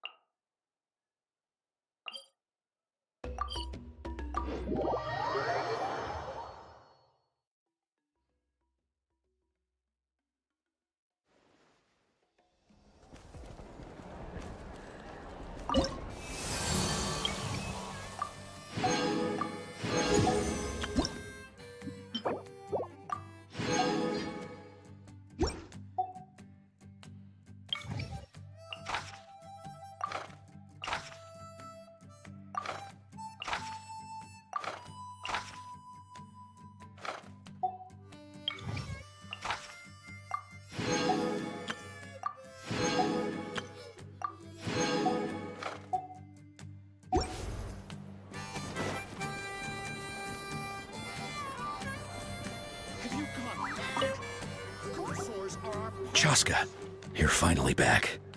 Things are getting really tense in the tribe. Have you made any headway with your investigation? Some people even think we arrested the merchants just to support the flying squad and crack down on the phlogiston wings. We found some promising leads, but there's a major obstacle standing between us and the irrefutable evidence we need. A relic from the Cinder City? So Ochkon's still managing to sow discord, even after all these years. An airborne workshop and a hot air balloon above the trial arena. And that's where you're trying to get to now? Neither phlogiston wings nor a Kukusaur can take you that high up. Do you really think that's where T'Pol is hiding? You know what? There might just be a way. Really?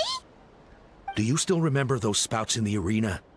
When they were all blocked, the gaseous phlogiston was trapped and unable to flow. But now, it's flowing freely. If we were to block them up again... You mean all of them except the one at the very top of the arena? To build up the pressure there? Precisely. With all the gaseous phlogiston flowing through one spout, it would create a high-pressure wind current. And then we just ride it up into the sky! Yes, it has its risks, but with Chaska's abilities, I think she could manage it. It's an extremely risky approach. But I agree that it's feasible. If you want to give it a try, check with Inkanak at the trial grounds. She can explain how to block the spouts, Chaska. If anyone has a hope of seizing this evidence from the high heavens, it is you.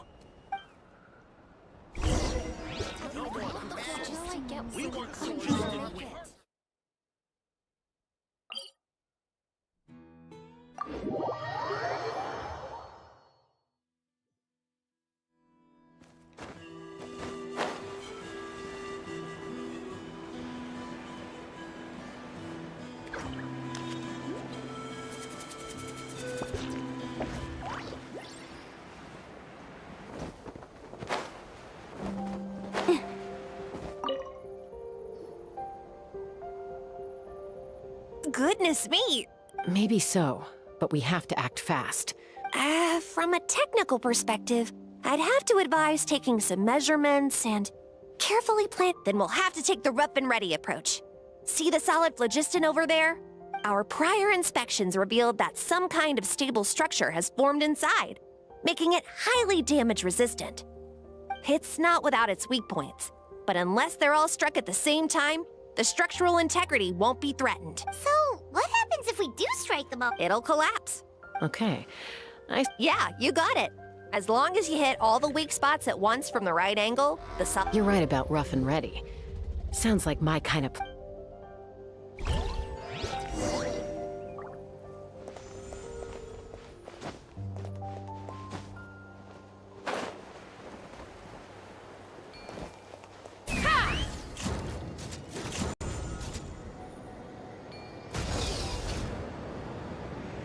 Look! There's a chunk of solid phlogiston right over that spout!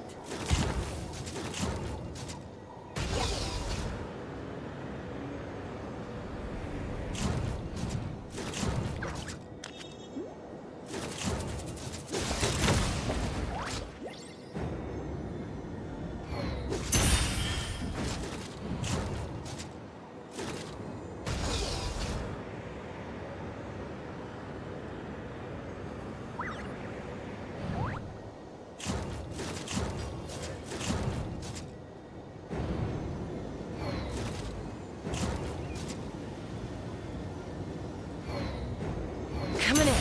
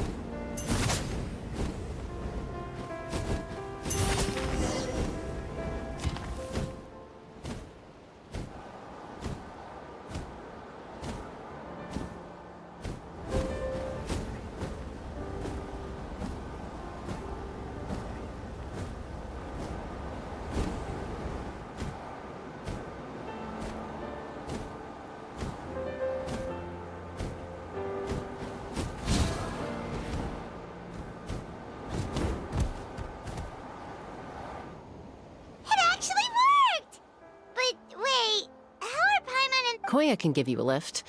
She's actually been following us this whole time. Wow, Paimon didn't notice at all. Well, probably because she didn't want to get too close to humans. Or maybe... Whoa, you didn't even have to summon her. Yes, up there. That's probably where Chime is. All right, let's go have a little talk with this T'Pol.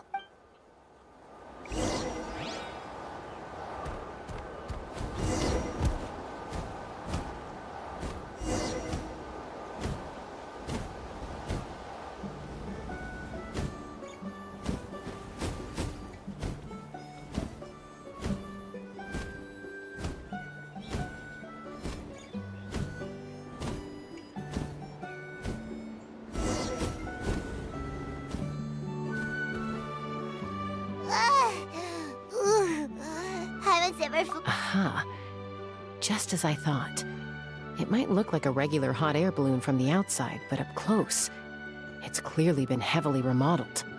And sure enough, it only descended below the cloud line because the custom-built machinery malfunctioned. I should be able to figure it out with DePaul's notebook. Thankfully, I know a little DIY from fixing up my guns when they're having issues. That should just about do it. Now all it needs is a nice hard kick. maybe that works on your gun, huh? We're really moving!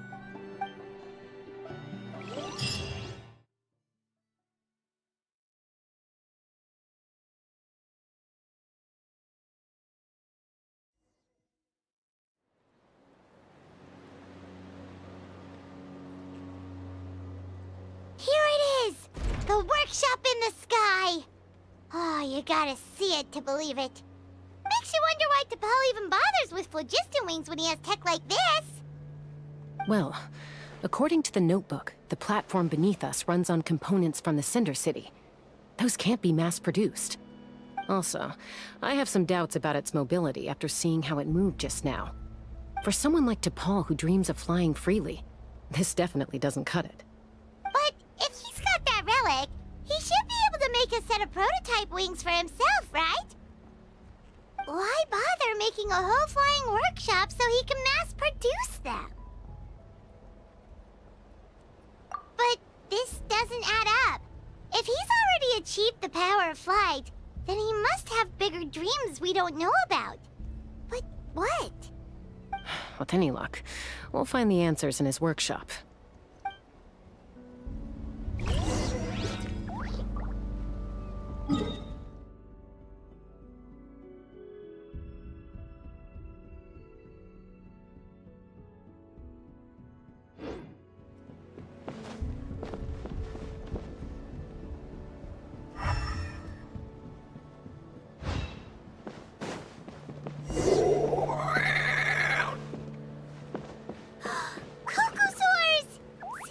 Merchants were right. T'Pol's using them for his own ends. I'll bet that mechanism on top of the cage opens the door. Let me give it a try.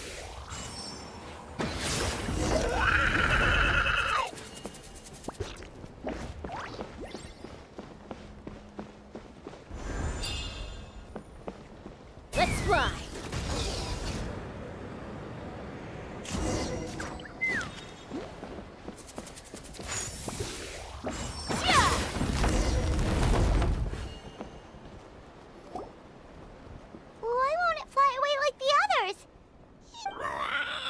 She's still breathing, but barely.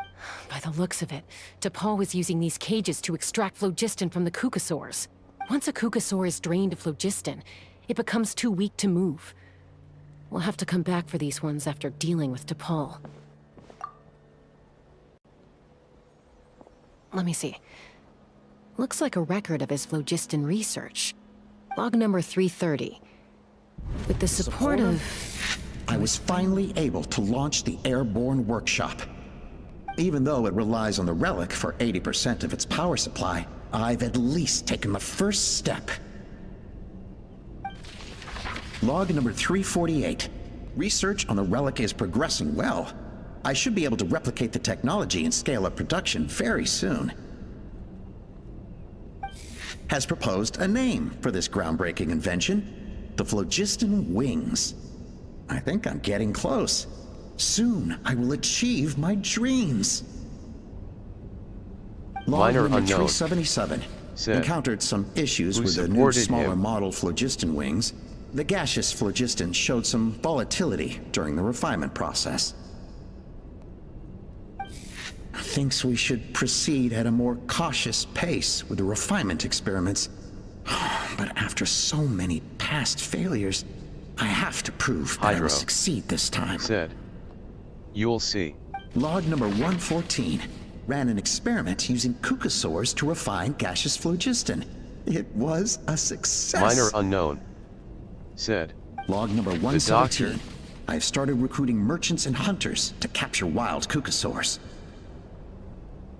Log number 121. Major breakthrough in the efficiency of phlogiston yield. Huh? So many parts been crossed out. Yeah, probably the contact he alluded to in his other notebook. Guess he has a benefactor. Did anyone else notice how the numbering system in this notebook suddenly changed halfway through? We haven't got time for textual analysis, I'm afraid. Grab the notebook and let's press on.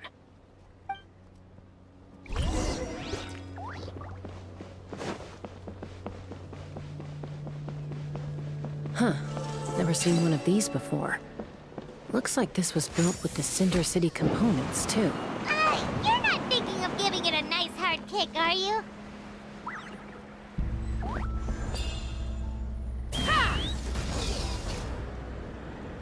Whoa! What's that mechanism doing? It's asking for a nice hard kick where it hurts. Aim for the weak spot.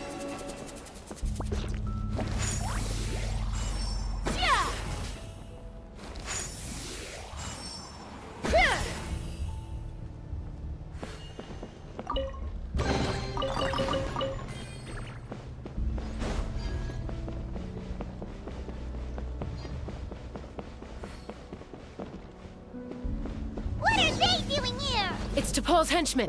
He must have brought them here using the relic in his prototype wings. Watch out!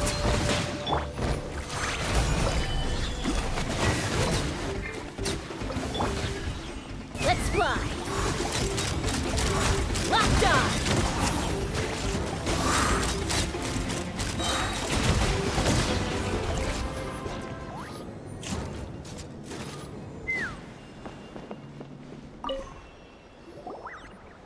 Hey, look here! More of T'Pol's notes!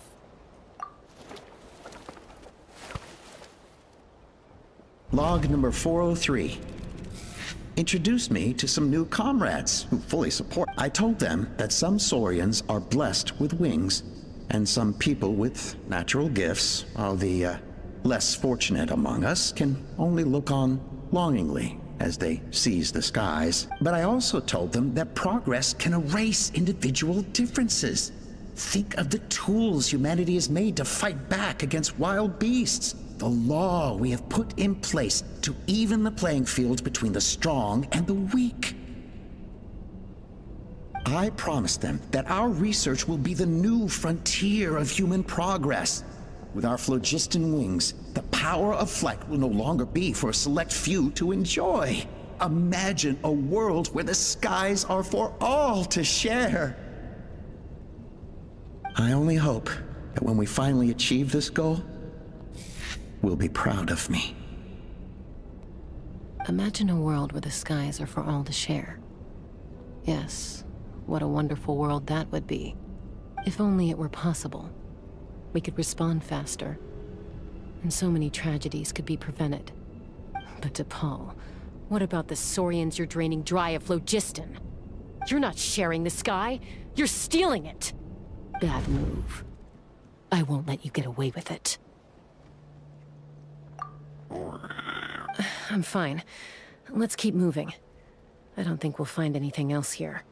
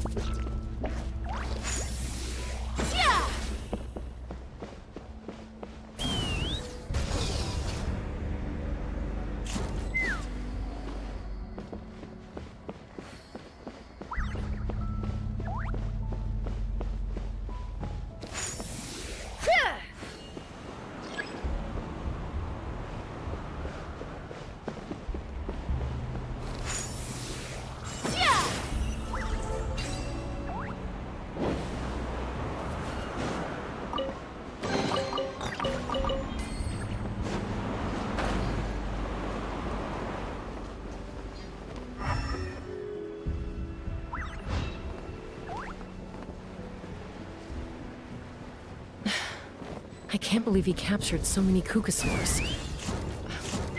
But right now, we have to focus on solving this problem at the source.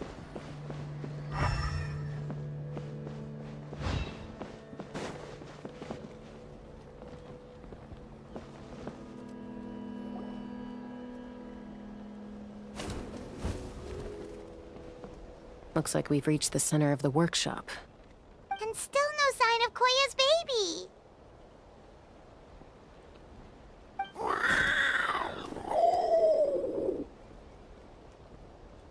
Let's search this area for now. If we still can't find Chime, we'll double back.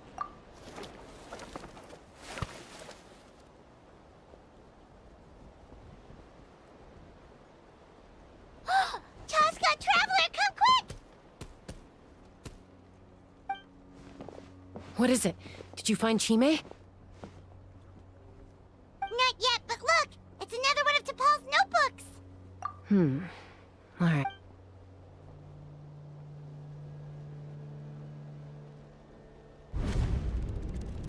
Log number 428. We decided to restart the experiments on phlogiston refinement, but without telling. This is the final obstacle to the success of the Phlogiston Wings project. We cannot fall at the last hurdle. Log number 436. Earlier today, suggested using Kukasaurs as an intermediary to extract refined phlogiston. It's certainly feasible, but... Anyway, as long as our secret experiment succeeds, I'm sure won't bring it up again. Log number 443. We will conduct the experiment tomorrow. But birthday is coming up, so hopefully we'll have a birthday surprise for her. Log number 444. Huh? Why is this log empty? I guess whoever wrote down the log number was prevented from recording the results. Minor unknown. Said. Is it the Elder? Log number 0. We lost many comrades in the accident. Among them are friends, lovers, and children. But we cannot stop Hydra. now. We will Said. keep their legacy alive and carry their dreams forward. As of today, we are scrapping the artificial refinement method. Instead, we will focus all our efforts on phlogiston extraction from live Kukasaurs. They are arrogant beasts whose existence in the wild serves no one but themselves. Their true worth lies in their sacrifice for the sake of human progress. To facilitate our operations, we will gradually move the airborne workshop closer to the Flower Feather clan, even as we continue to expand it. All this we do to create a world where the skies are for all of humanity to share. All this we do to make T'Pol's dream a reality. Given the way this is written, not to mention the fact that the numbering has started over from 0, it kinda sounds like this is someone new. There's also a letter tucked in the end of the notebook. It's from Puma.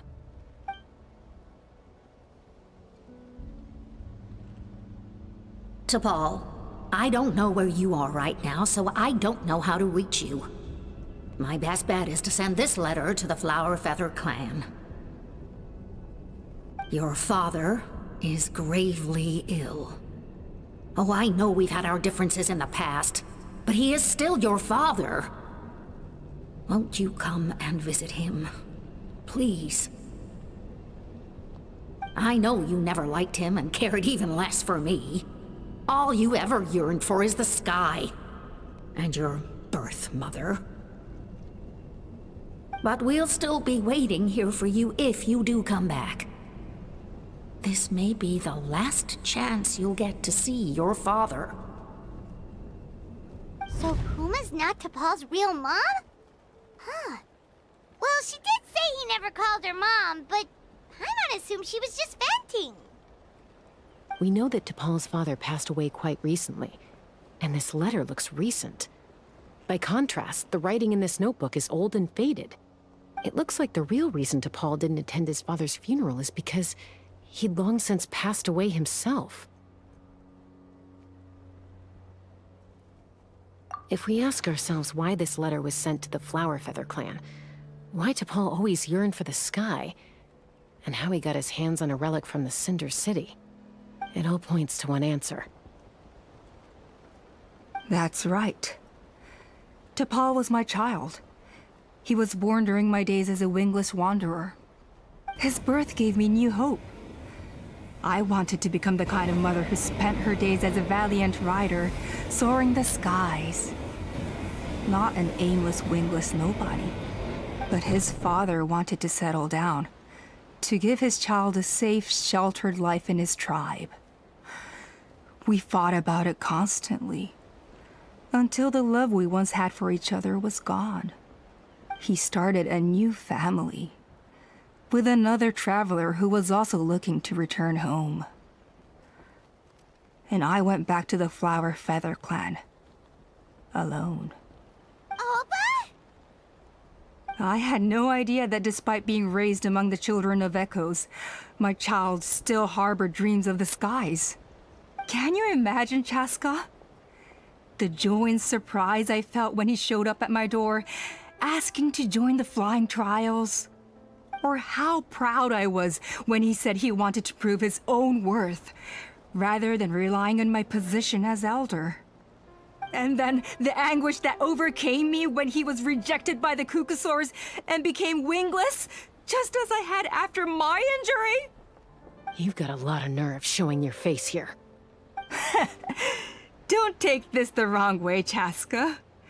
I'm not here for a fight. I just want to talk. Isn't that your preferred way to resolve things? I trust you've learned of T'Pol's wish on your way here. A world where the skies are for all of humanity to share. If only his dream can be realized, no one will ever have to lose their wings again. Our aerial prowess will be greater than ever before. War will never again come at such a great cost. The loss of Koichi is a tragedy that need never be repeated. So tell me, Chaska, do you really wish to see the phlogiston wings forever grounded and gathering dust? Nothing you've said excuses all the conflict you've caused. You mean the argument back at the tribe? It was a necessary measure. Sometimes this is the only way to accelerate the pace of progress.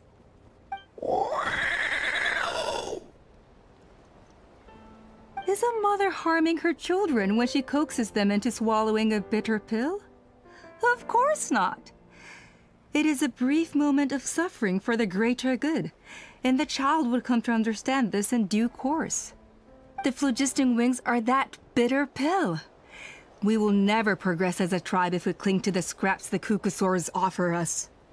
Once the people have embraced the phlogiston wings, they will never look back. Even if they learn how the refined phlogiston is sourced. They will convince themselves that the sacrifice of a few Kukusaurs is a small price to pay for our dominion over the skies. But this I had not anticipated. I barely had the chance to introduce the phlogiston wings to the tribe before you found this place. Your plan was hardly foolproof. Yet, it can still be salvaged. Chaska, traveler, you are the hope of humanity.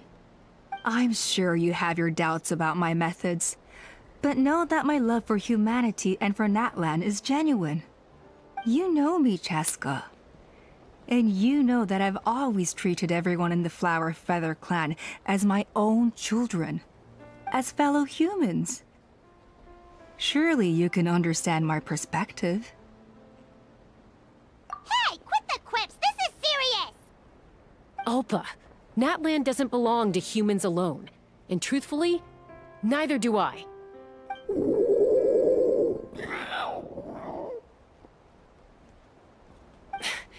How many times has the Abyss invaded Natlan now?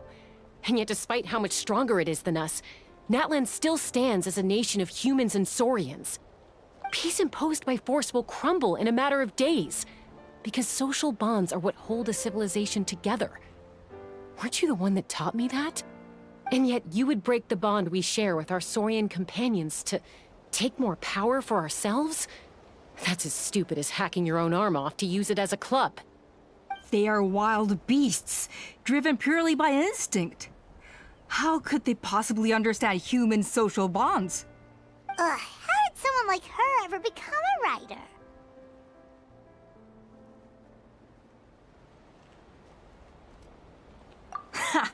You overestimate them. They bow to the strong and shun the weak. That's all there is to it. They never gave Tepal a second glance when he was at his lowest, nor me when I returned injured from the Cinder City.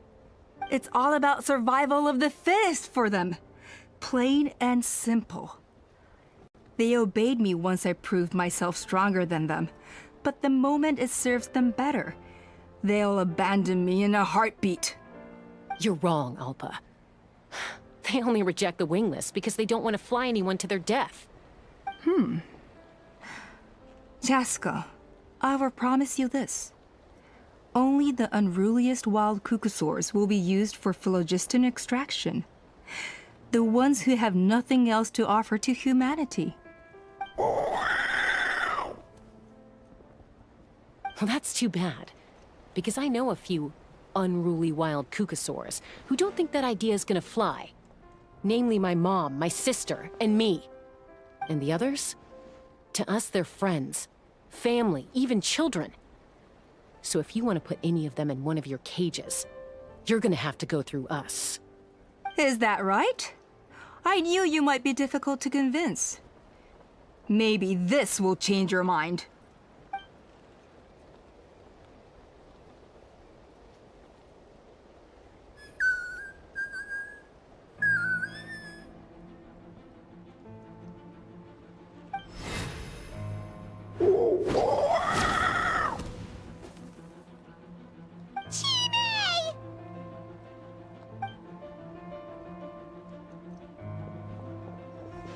Alpa! Careful! Don't make any rash decisions. Unless you want to see her suffer. Oh no, that's one of the extraction cages! I told my subordinates to take control of the tribe while I was away. Luckily for them, our strongest warrior and our most powerful ally aren't there to stop it.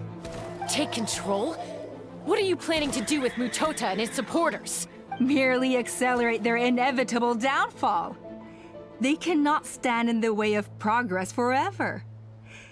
It is not the move I wish to make, but I'm afraid you and your friends force my hand. And since you insist on imposing me too, I have no choice but to keep you here until the dust has settled. So that's what you meant by I just want to talk.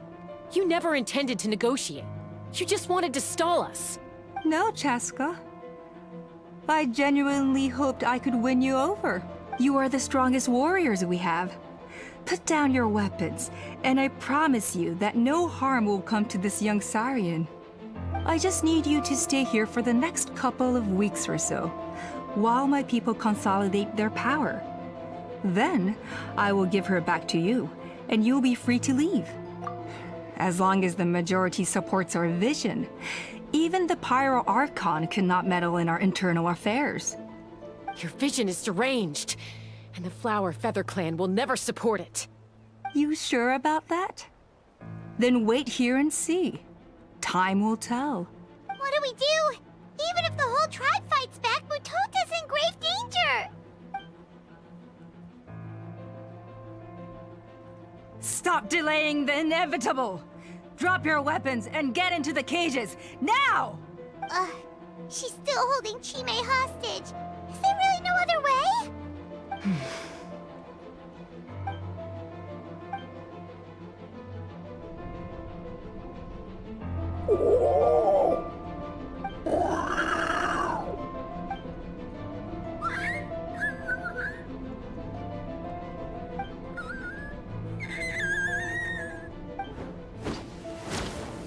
Koya? Huh? What are you yapping about? Stand down. Drop your weapon. Ah! Ah! No! The relic!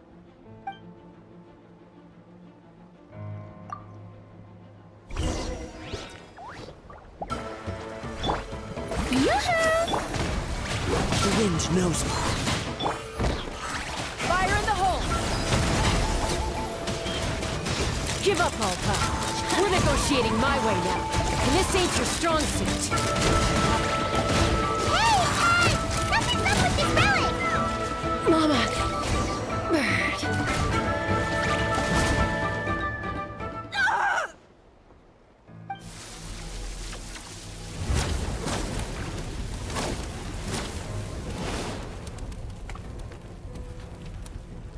No!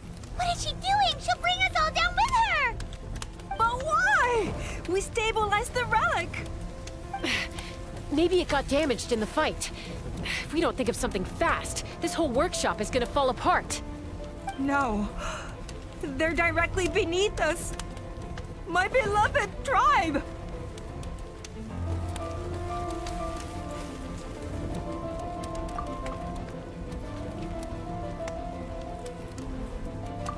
Okay.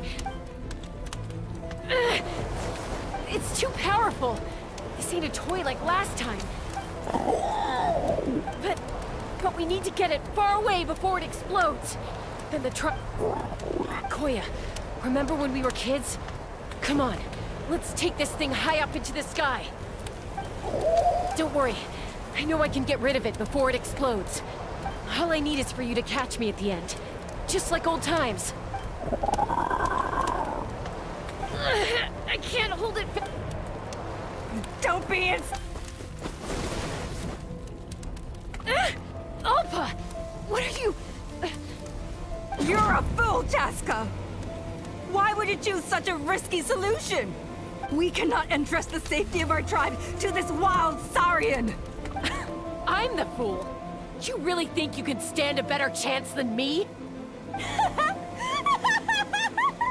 Sure, it may be asking too much for an ex-wingless to escape the blast radius in time, but I can fly it a safe distance away, even if it's the last thing I do.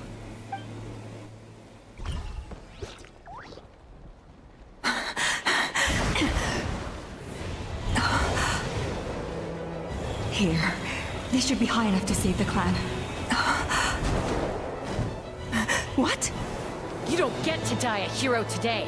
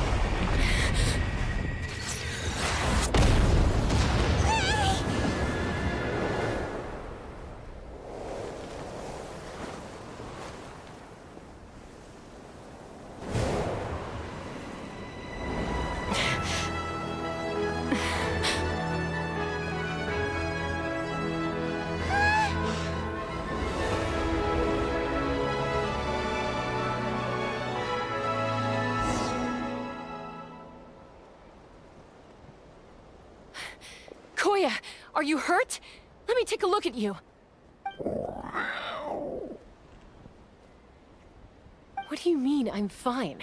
Didn't I tell you to catch me on your back? Why did you try to shield me from the blast? Accident? Yeah, right. Seriously, you're as stubborn as ever. Chaska! Koya! How are things looking here?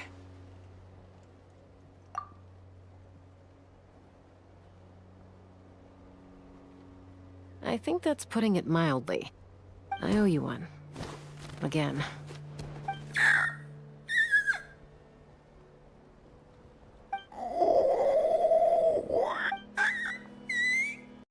Oh, but be honest. Do you still think Kukasaurs can't form bonds? Mom, I'll figure out the refinement problem. I'll find a way. You don't need to worry about it. I just need some more time. That's all I ask. Please just trust me. Just this once.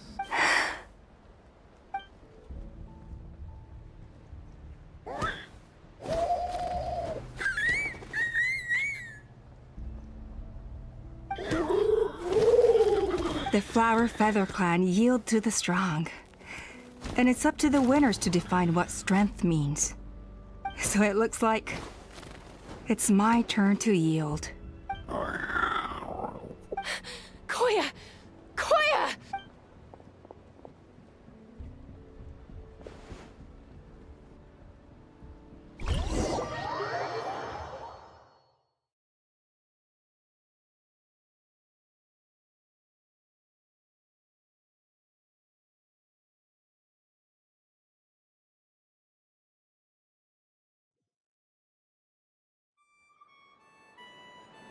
So, you're absolutely sure it's not because of the explosion? Yes, for the 10,000th time, I'm sure. The blast barely touched her. The reason she fainted was old injuries playing up, compounded by overexertion in recent days. The moment she finally relaxed, all the built-up stress finally caught up with her. And no wonder. Honestly, she's just like you. Anyway, now you know how we feel when you go off risking life and limb. Your mother and I would both appreciate it if you lived less dangerously. You know she wrote to me from the Masters of the Nightwind, just to scold me for not doing enough to keep an eye on you. If she wasn't so busy with work, you can bet she'd come back here and chew us both out in person. I'll find an opportunity to apologize to her. I promise.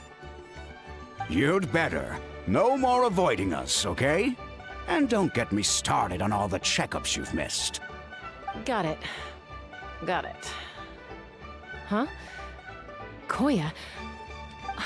You're awake. I'll go let everyone know. Hey, but we're not done talking. What are we gonna do with her, Even after everything that's happened, she still hasn't figured out how to start the conversation with you. She keeps saying, I don't think Koya has forgiven me yet. But if you ask me, she's the one who's scared to open up and have an honest conversation. For all her confidence, she's a very sensitive soul underneath. You'd think as a peacemaker, she of all people would know how to reconcile with her family after a falling out. She must have been a handful growing up. Thank you for being there for her. And of course, thank you for keeping her safe when you were up there in the sky. Koya, Uncle Cusco, we're here! Ha! I was just telling her that she's not to go chasing danger with Chaska ever again. Cusco, I understand how you must feel. But it's all thanks to Koya and Chaska's efforts that the airborne workshop didn't come crashing down on our heads. Oh, Paimon almost forgot to ask. They didn't hurt you while we were gone, did they? Thankfully, when her co-conspirators tried to arrest me, I was out coaching Koyer and Junan. The two of them were a huge help. They took care of things while I went around rallying the resistance. So, in the end, Alpa's would-be revolt didn't really get off the ground. And as it turns out, not all of the wingless want to see our dear Saurian friends replaced with phlogiston-powered gizmos. I'm so sorry you got mixed up in this, by the way. We should have caught on to Alpa's scheme sooner. We could have saved so many Kukasaurs from getting hurt. Most of the airborne workshop has now been dismantled. We've just left one small, harmless part intact, and repurposed it as a jail for Alpa and her cronies. Let's see how they like being locked up in a sky prison. So, it looks like Hydro. there's just one last conflict left to resolve. One location Peacemaker, 100%. You're up. Hydro. Said. Now the other I said two. I had to wait until things had Minor blown over, unknown. didn't I? Said. And now they have. Noise. But I still have no idea what to say. Koya, I just want to say, I'm sorry for how things went down back then. Hydro. Said. All yours, Stell now. Smirking face.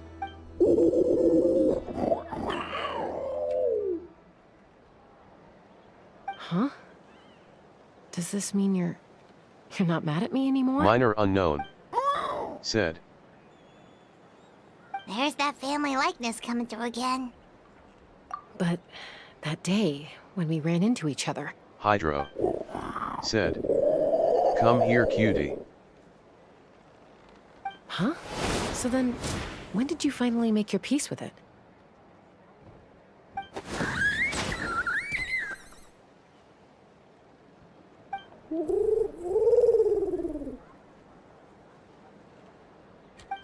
It's Chime and Chimpu! They're here too!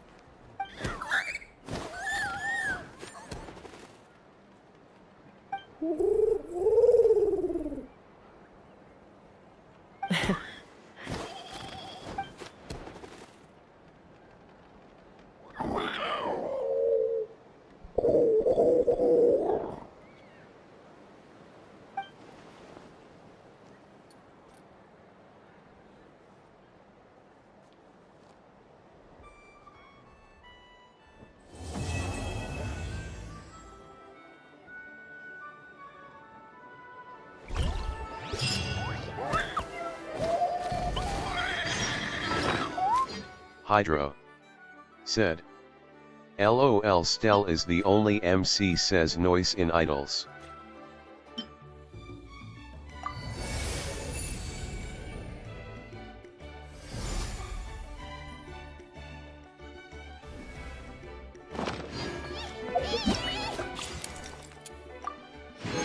Minor unknown. Said. LOL.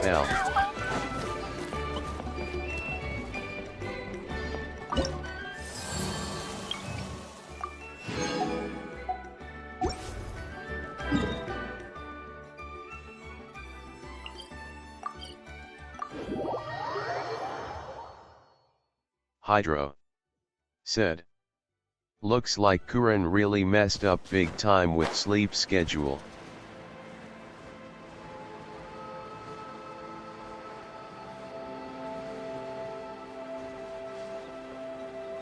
Minor unknown. Said. What happened?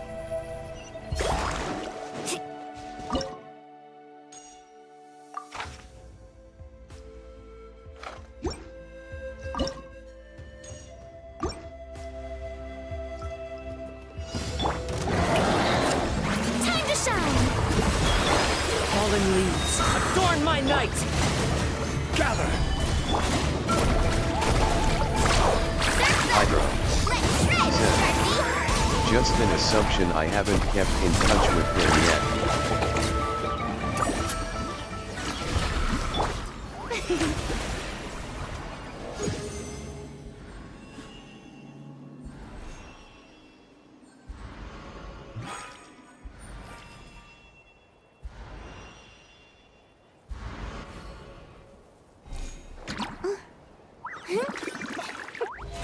Minor unknown. Said. He has a pretty unbalanced sleep schedule if you ask me.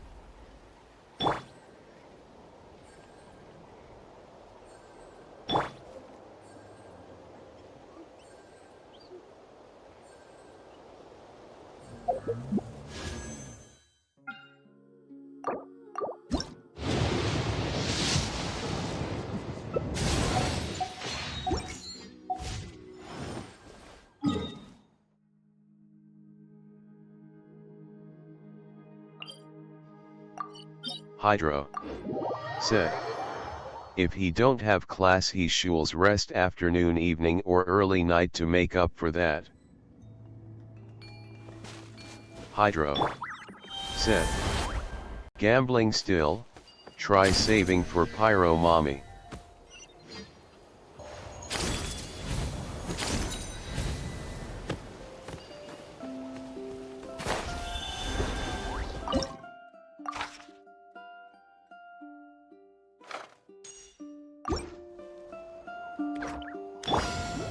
show begins! Pay your dues. Let's move. Stabilize. Said. Let the world Oh wait, you can. One with nature. Hydro. Carving waves! Said. My grandpa is coming. Just catch your eye. Check this out! That's the one! Woohoo! This was well done. Someone help me! Hurry up. Gather. As one with wind and cloud. Time to shine! Let's ride! Amazing!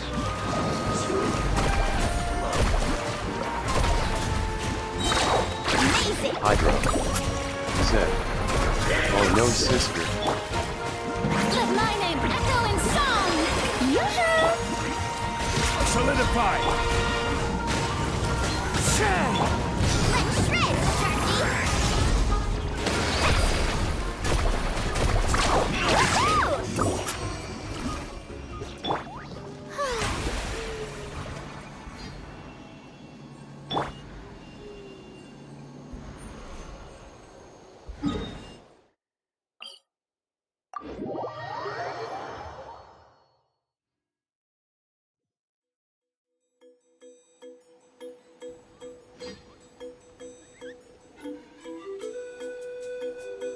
Minor unknown. Said. Yeah.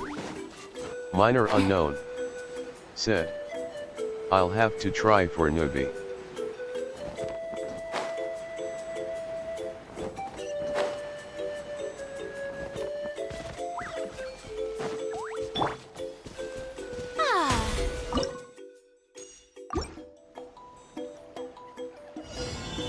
What's up? Wanna play?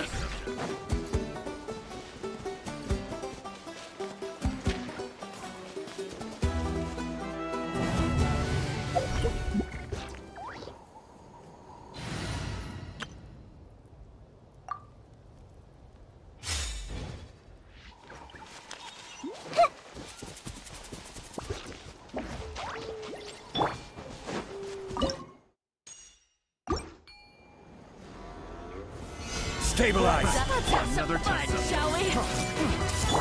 Shine down. Share my knowledge!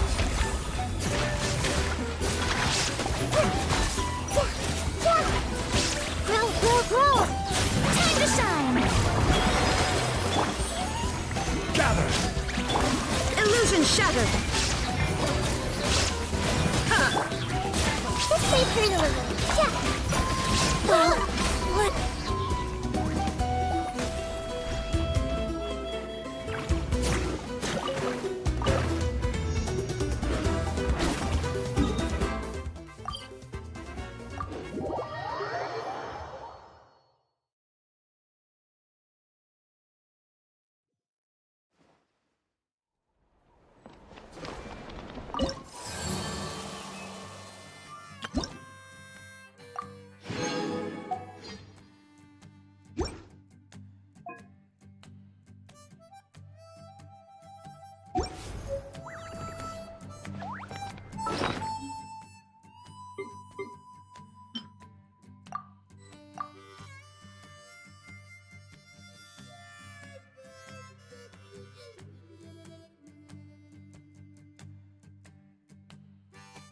Hydro.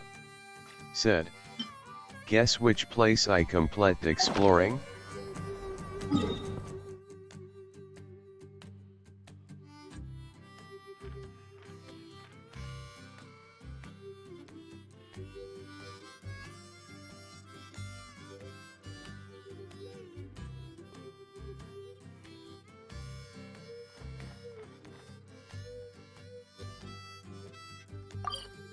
Minor unknown. Said. Granny's place. Hydro. Said. Damn, you nailed it too.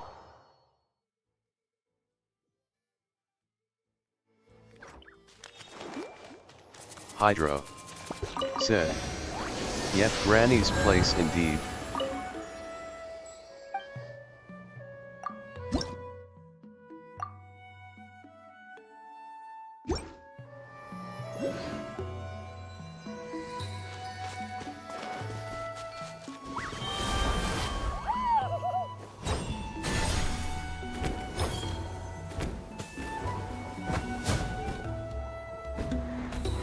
Hydro said. Seen her gameplay, right?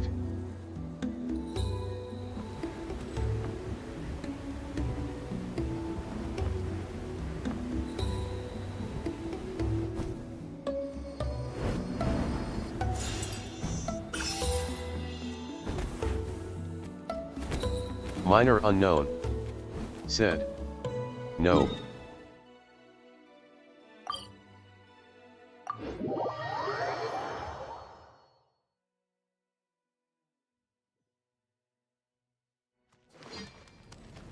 Hydro said. Her idols and team entry animations are really cute like a kid, despite being a granny. Hydro said. Lemme send ya those.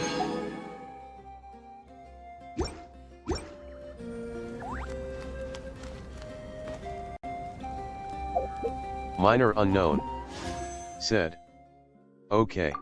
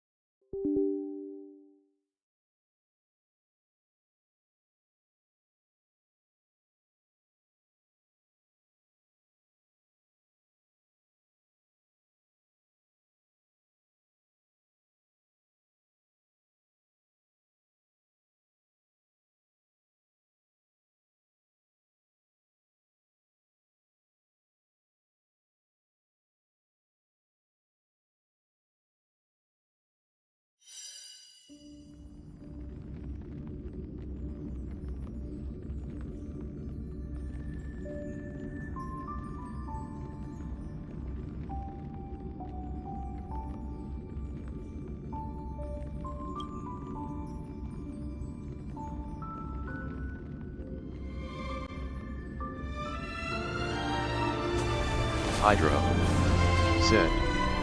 Saw them.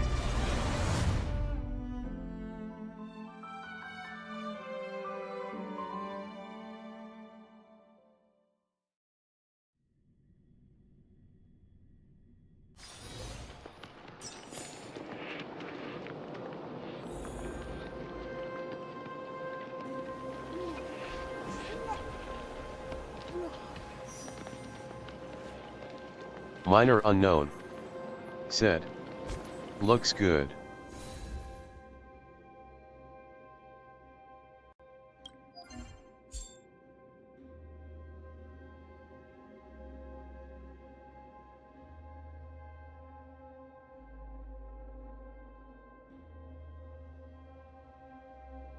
Hydro said. Always have a plushie-like toy with her beaming face with smiling eyes. Hydro said. What a cute granny, lol. Minor unknown said. Especially the balloon sits on. Minor unknown said. True.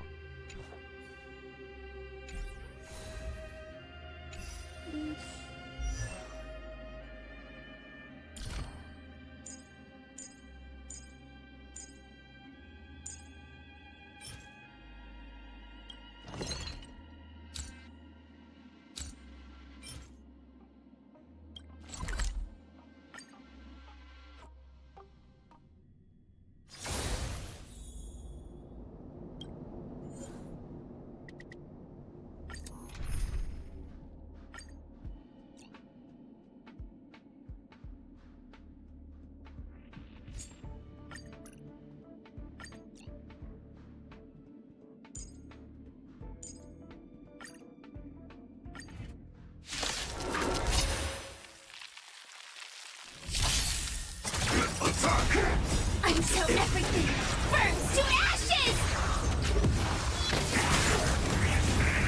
Fight to live!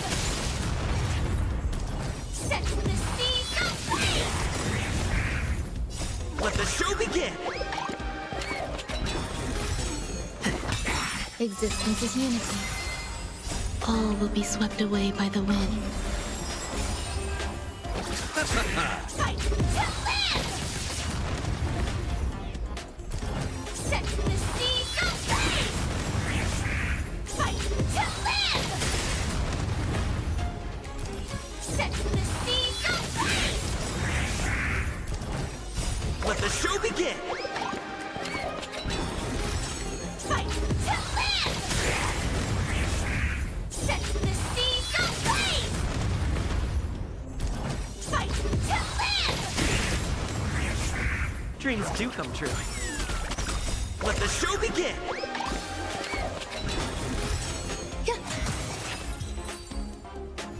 Hydro said, "What the hell? Only that much damage."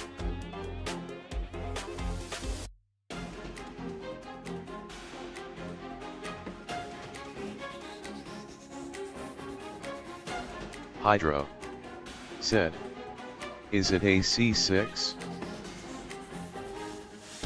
Hydro said, "Sorry, E6.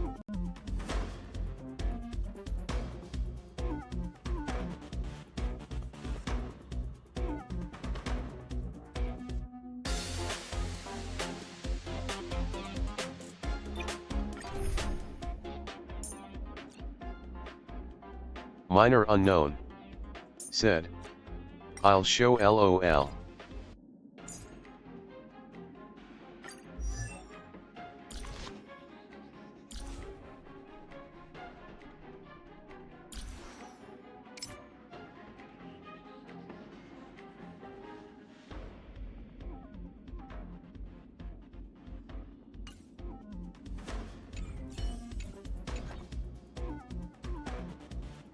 Hydro said, "Seriously?"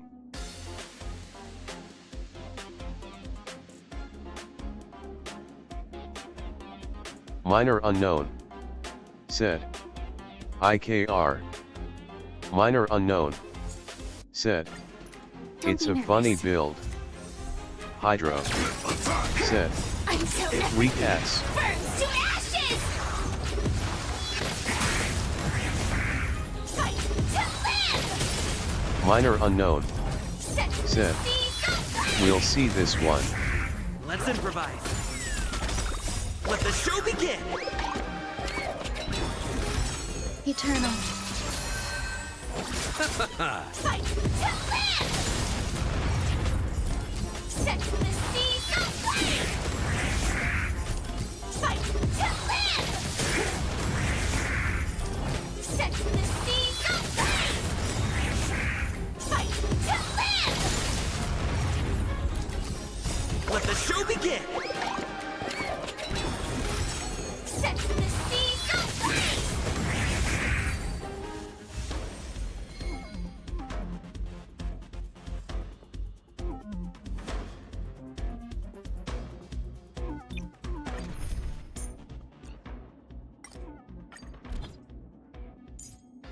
Minor unknown said, 143 was the highest with this one.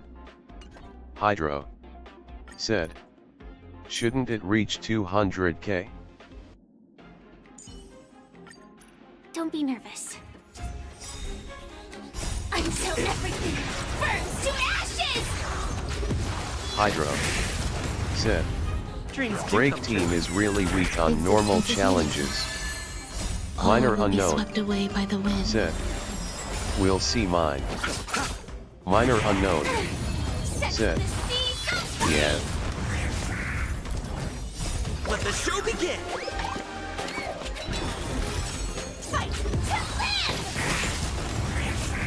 live! Minor unknown said, Set the "It's mostly for heavily buffed situations." fight to live! Let the show begin!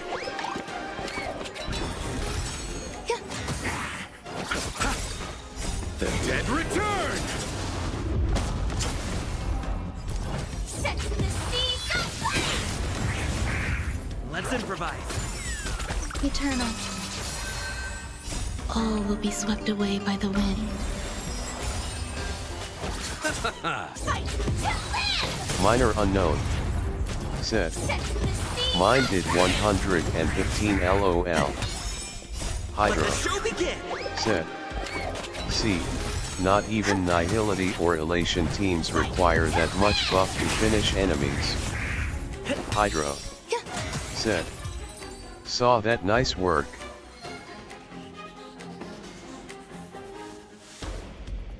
Minor unknown. Said. Yeah. Until everything burns to ashes! Dreams do come true. Some value.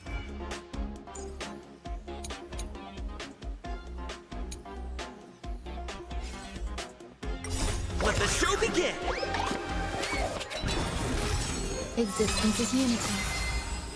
All will be swept away by the wind.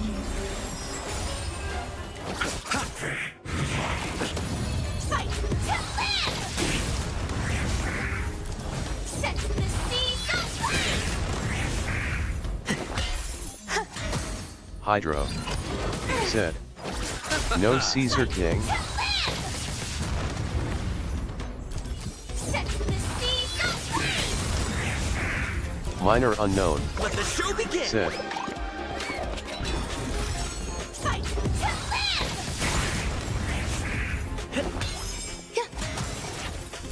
Set the seas afire!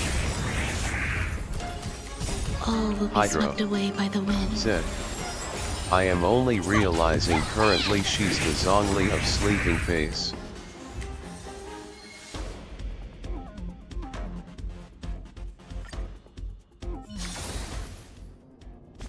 Minor unknown. Said. Oh.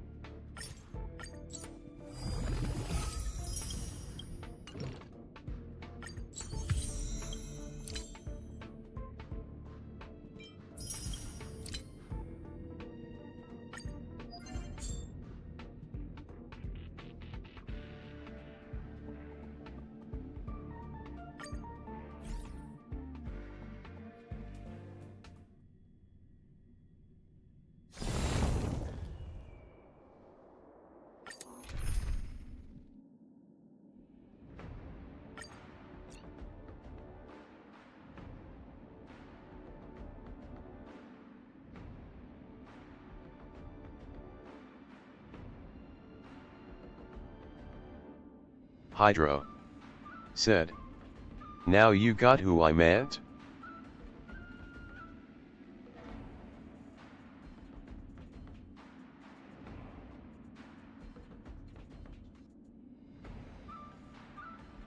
Minor unknown. Said. Not yet.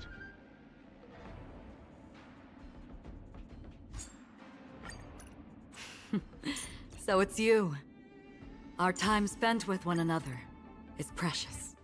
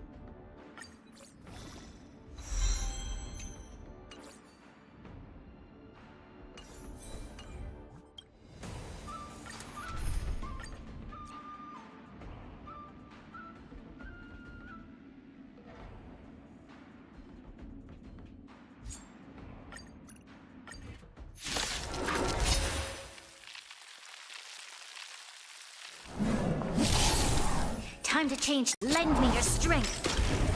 Destined for oblivion. Futile resistance! I will devour you! Eternal. The dead return! You are not worthy.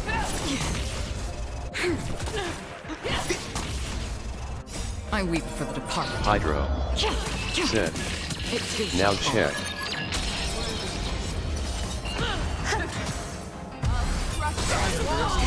Receive divinity. Repay. All will be swept away by the wind.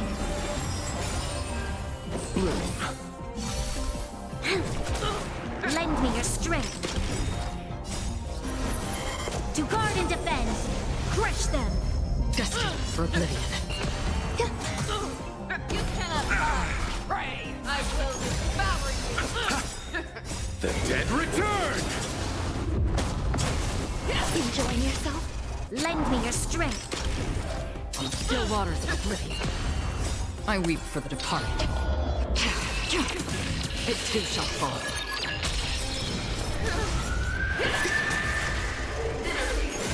Existence is unity. Receive divinity. All will be swept away by the wind.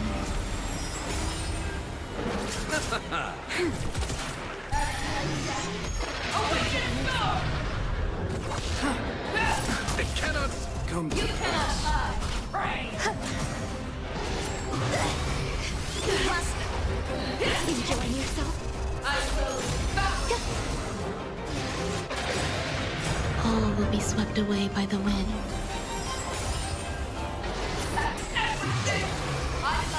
Still unanswered.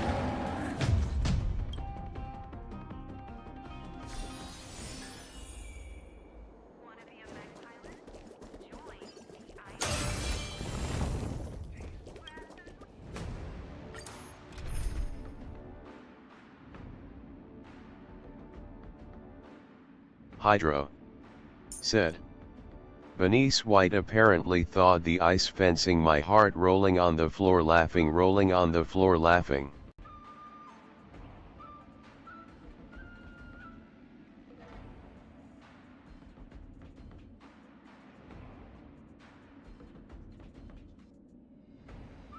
Minor unknown.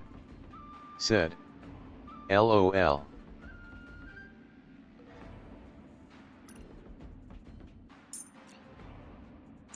Hydro. Said. Elation team is my forte against Hoolai, Fixiao mirror image, boss.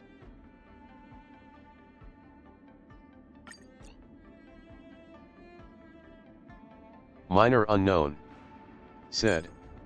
Oh. Hydro. Said. Jade Big the support.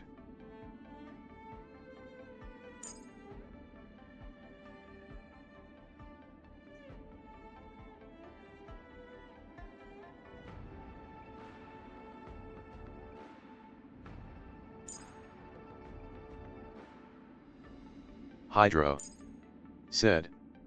Is that Ost Cloud-wide Voyage running in BG?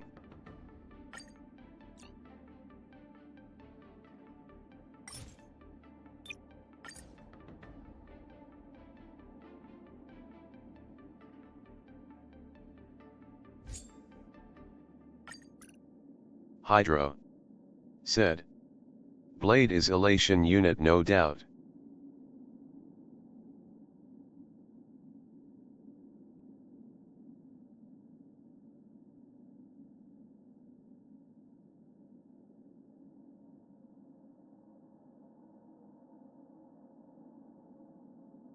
Minor unknown. Said. You think this team can survive? Hydro. Said. Note. Hydro. Said. Nope asterisk. Hydro. Said. Replace Herda with Blade.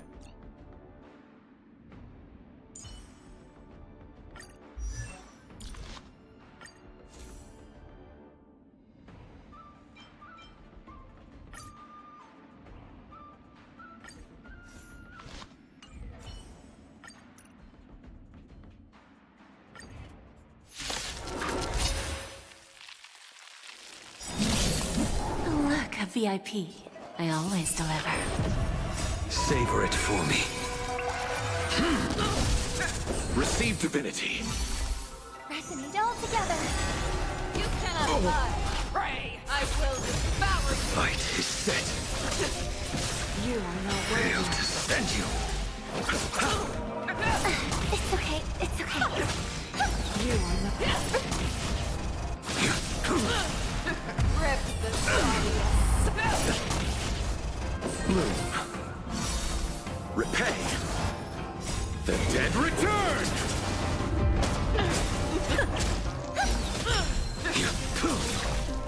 Fail to stand you. Bending the rules.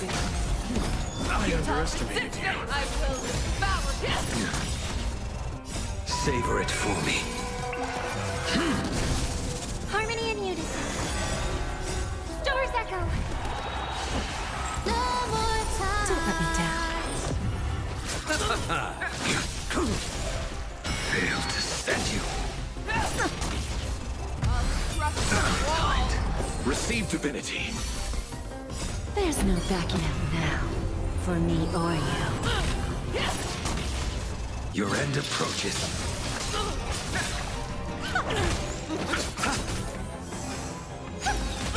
You cannot pray. I will devour you. Fail to stand you. Who's the little backstabber? Hydro said, I'll be going for lunch now. The dead return!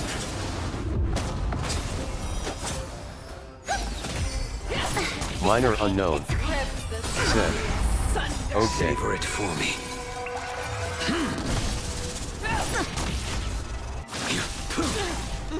Fail to stand you. I always deliver. Resonate all together. Stars echo. No more time. You are not worthy. There's no backing out now. For me or you. So you are miserable.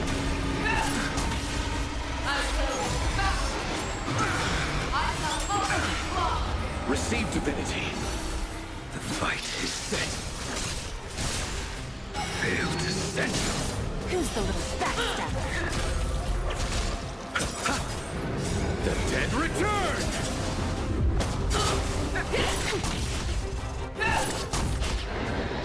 I underestimated you. Savor it for me.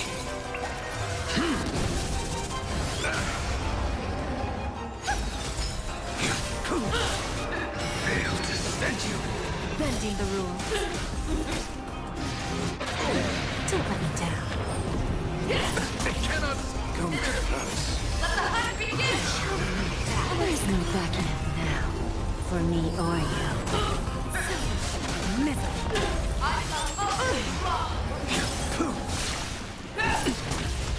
Is there a chance?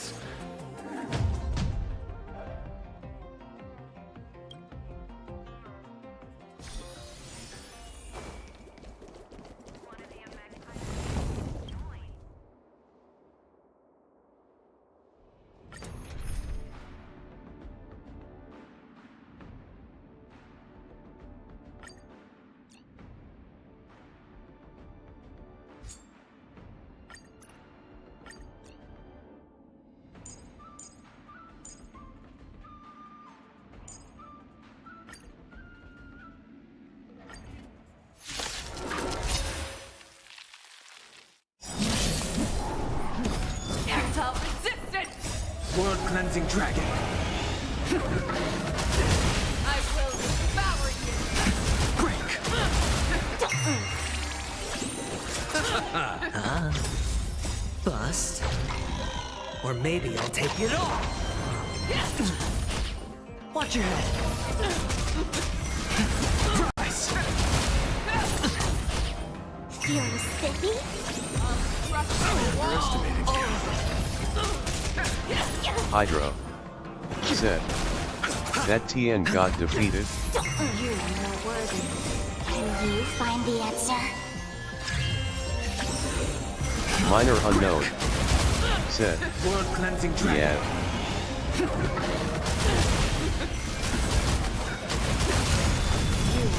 worthy.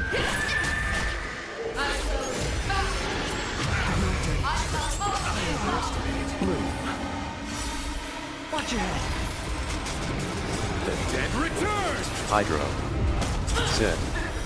Oh wait, now I understand why my team survived. Bust. Or maybe I'll take it all. Feeling spiffy?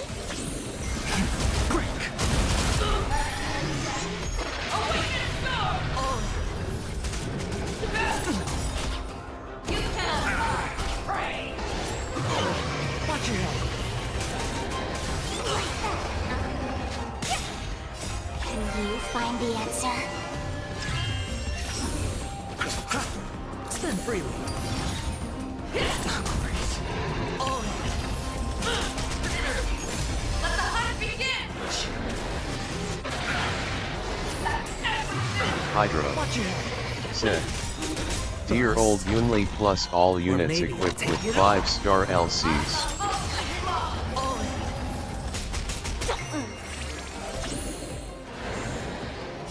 World cleansing dragon.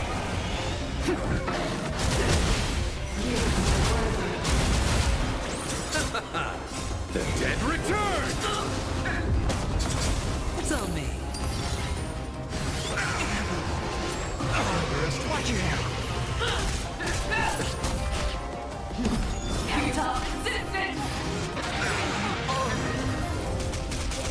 Can you find the answer?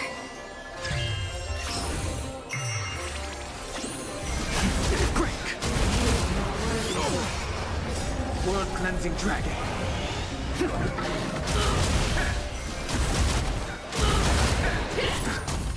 Hydro said. This is Destruction Team. Watch your head. Spin freely. Bust. Or maybe I'll take it all.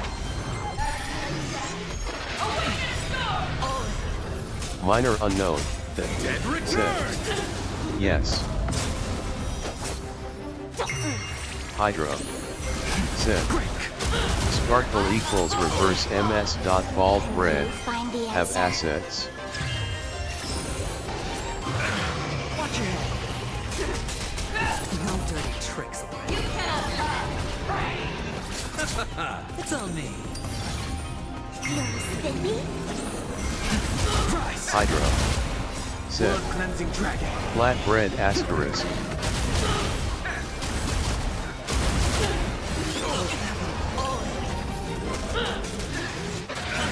Watch your head. Bust. Or maybe I'll take it all. Minor unknown said. LOL. Can you find the answer?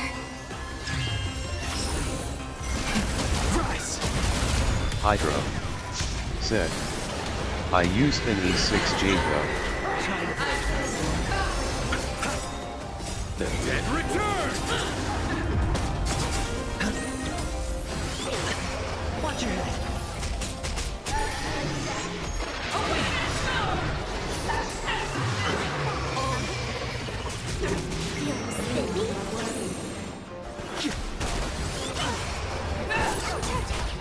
Watch your head.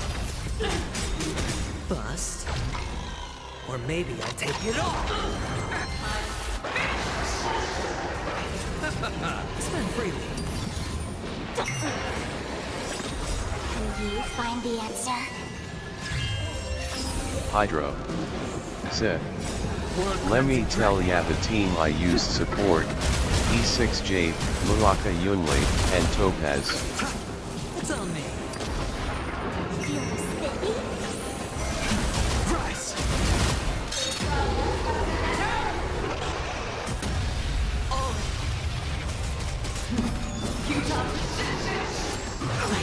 Watch your head. Hydro said. This way.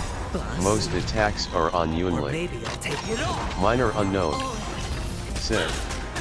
I couldn't find decent Jades for support. Repay. World cleansing dragon.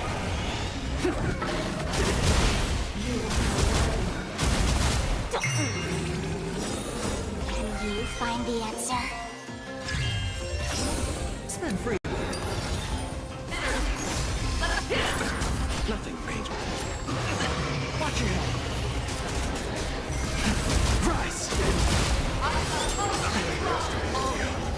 Hydro said. Not Caesarilla because Yunli drew the enemy's attention away from other units. Bust. Or maybe I'll take it all. The dead return!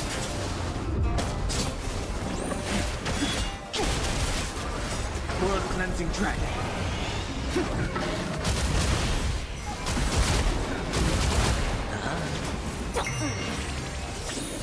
Can you find the answer? Rise. It's on me.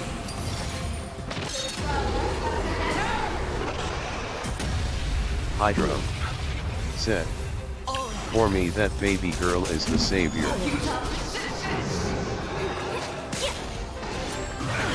Watch your head. The dead return! Quick! World cleansing dragon.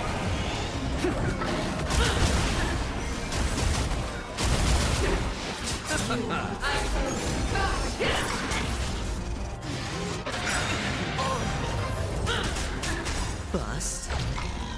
Or maybe I'll take it all. Watch your head.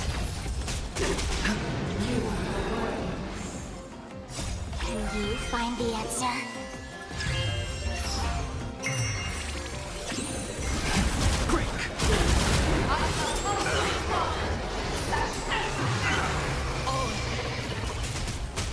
No dirty tricks on me.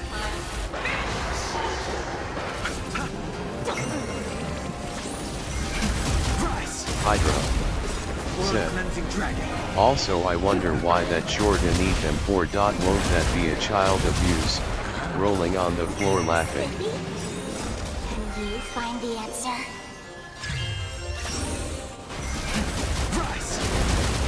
Back. Will forever endure.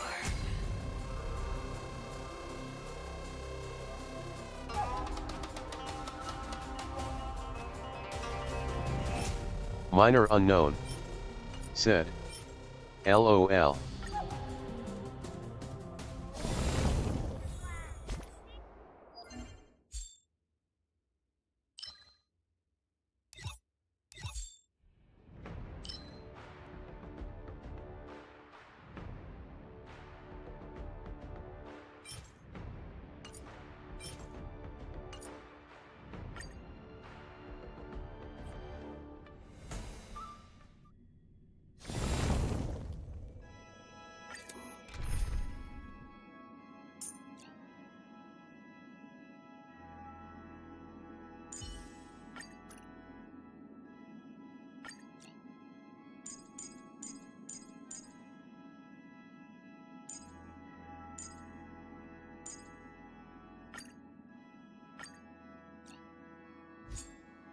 Hydro It's you again. said.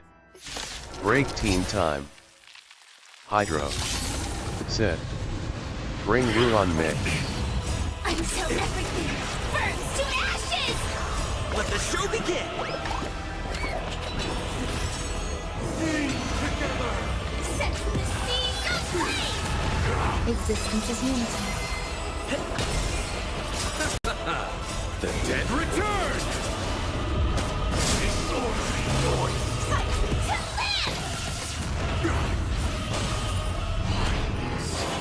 Nobody resonates. All things are part of the melody. Attack detected! Dreams do come true. Noise. Let the show begin!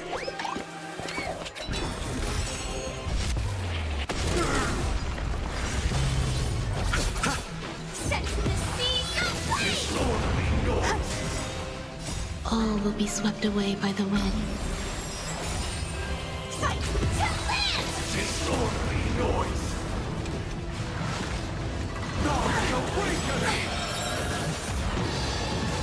Nothing major. Let's improvise.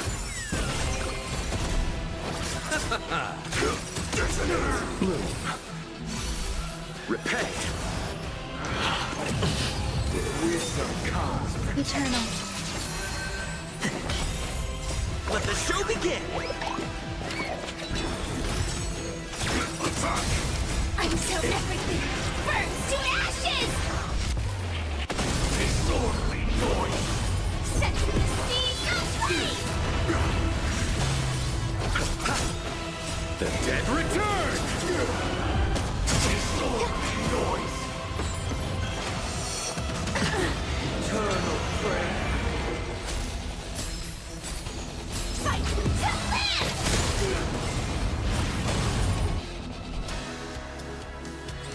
All the work of creation has been completed. The inevitable day has arrived. The embryo of philosophy will reshape for us all of reality. I swear on truth. I swear on the calendar. Set to the sea of flame! I swear on words. I swear on vows. I swear on rules. Dreams do come true. I swear on meaning. Fight to land!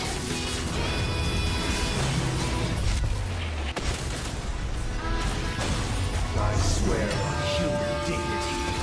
Existence is unity. All will be swept away by the wind. Judge of the world! Let the show begin!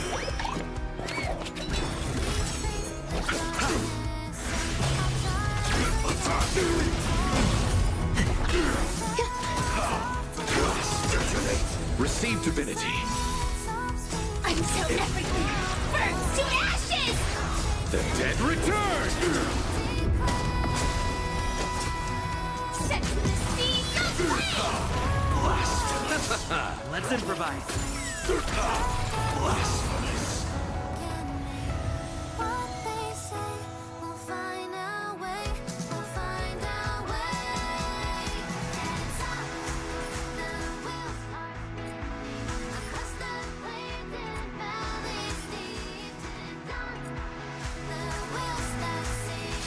Hydro said, Silas for the win.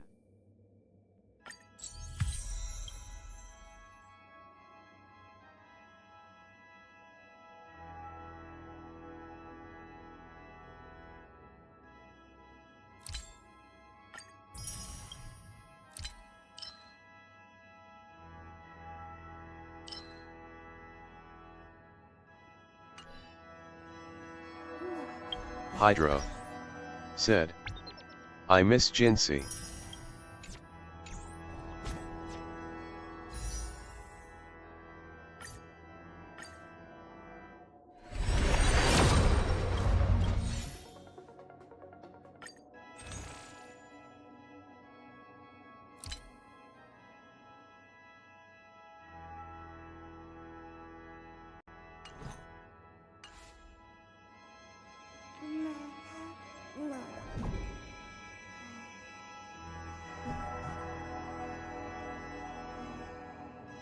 Minor unknown said, LOL.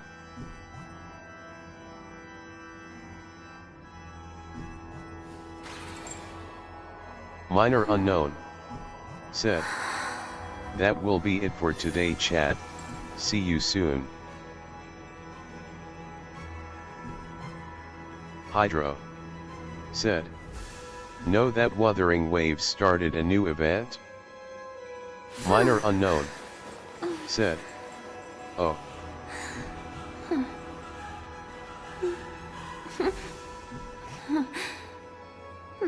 Hydro said, do it off stream. Minor unknown said, okay.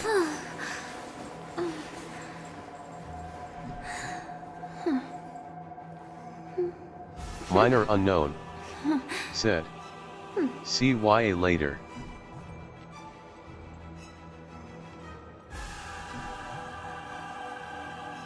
Hydro said,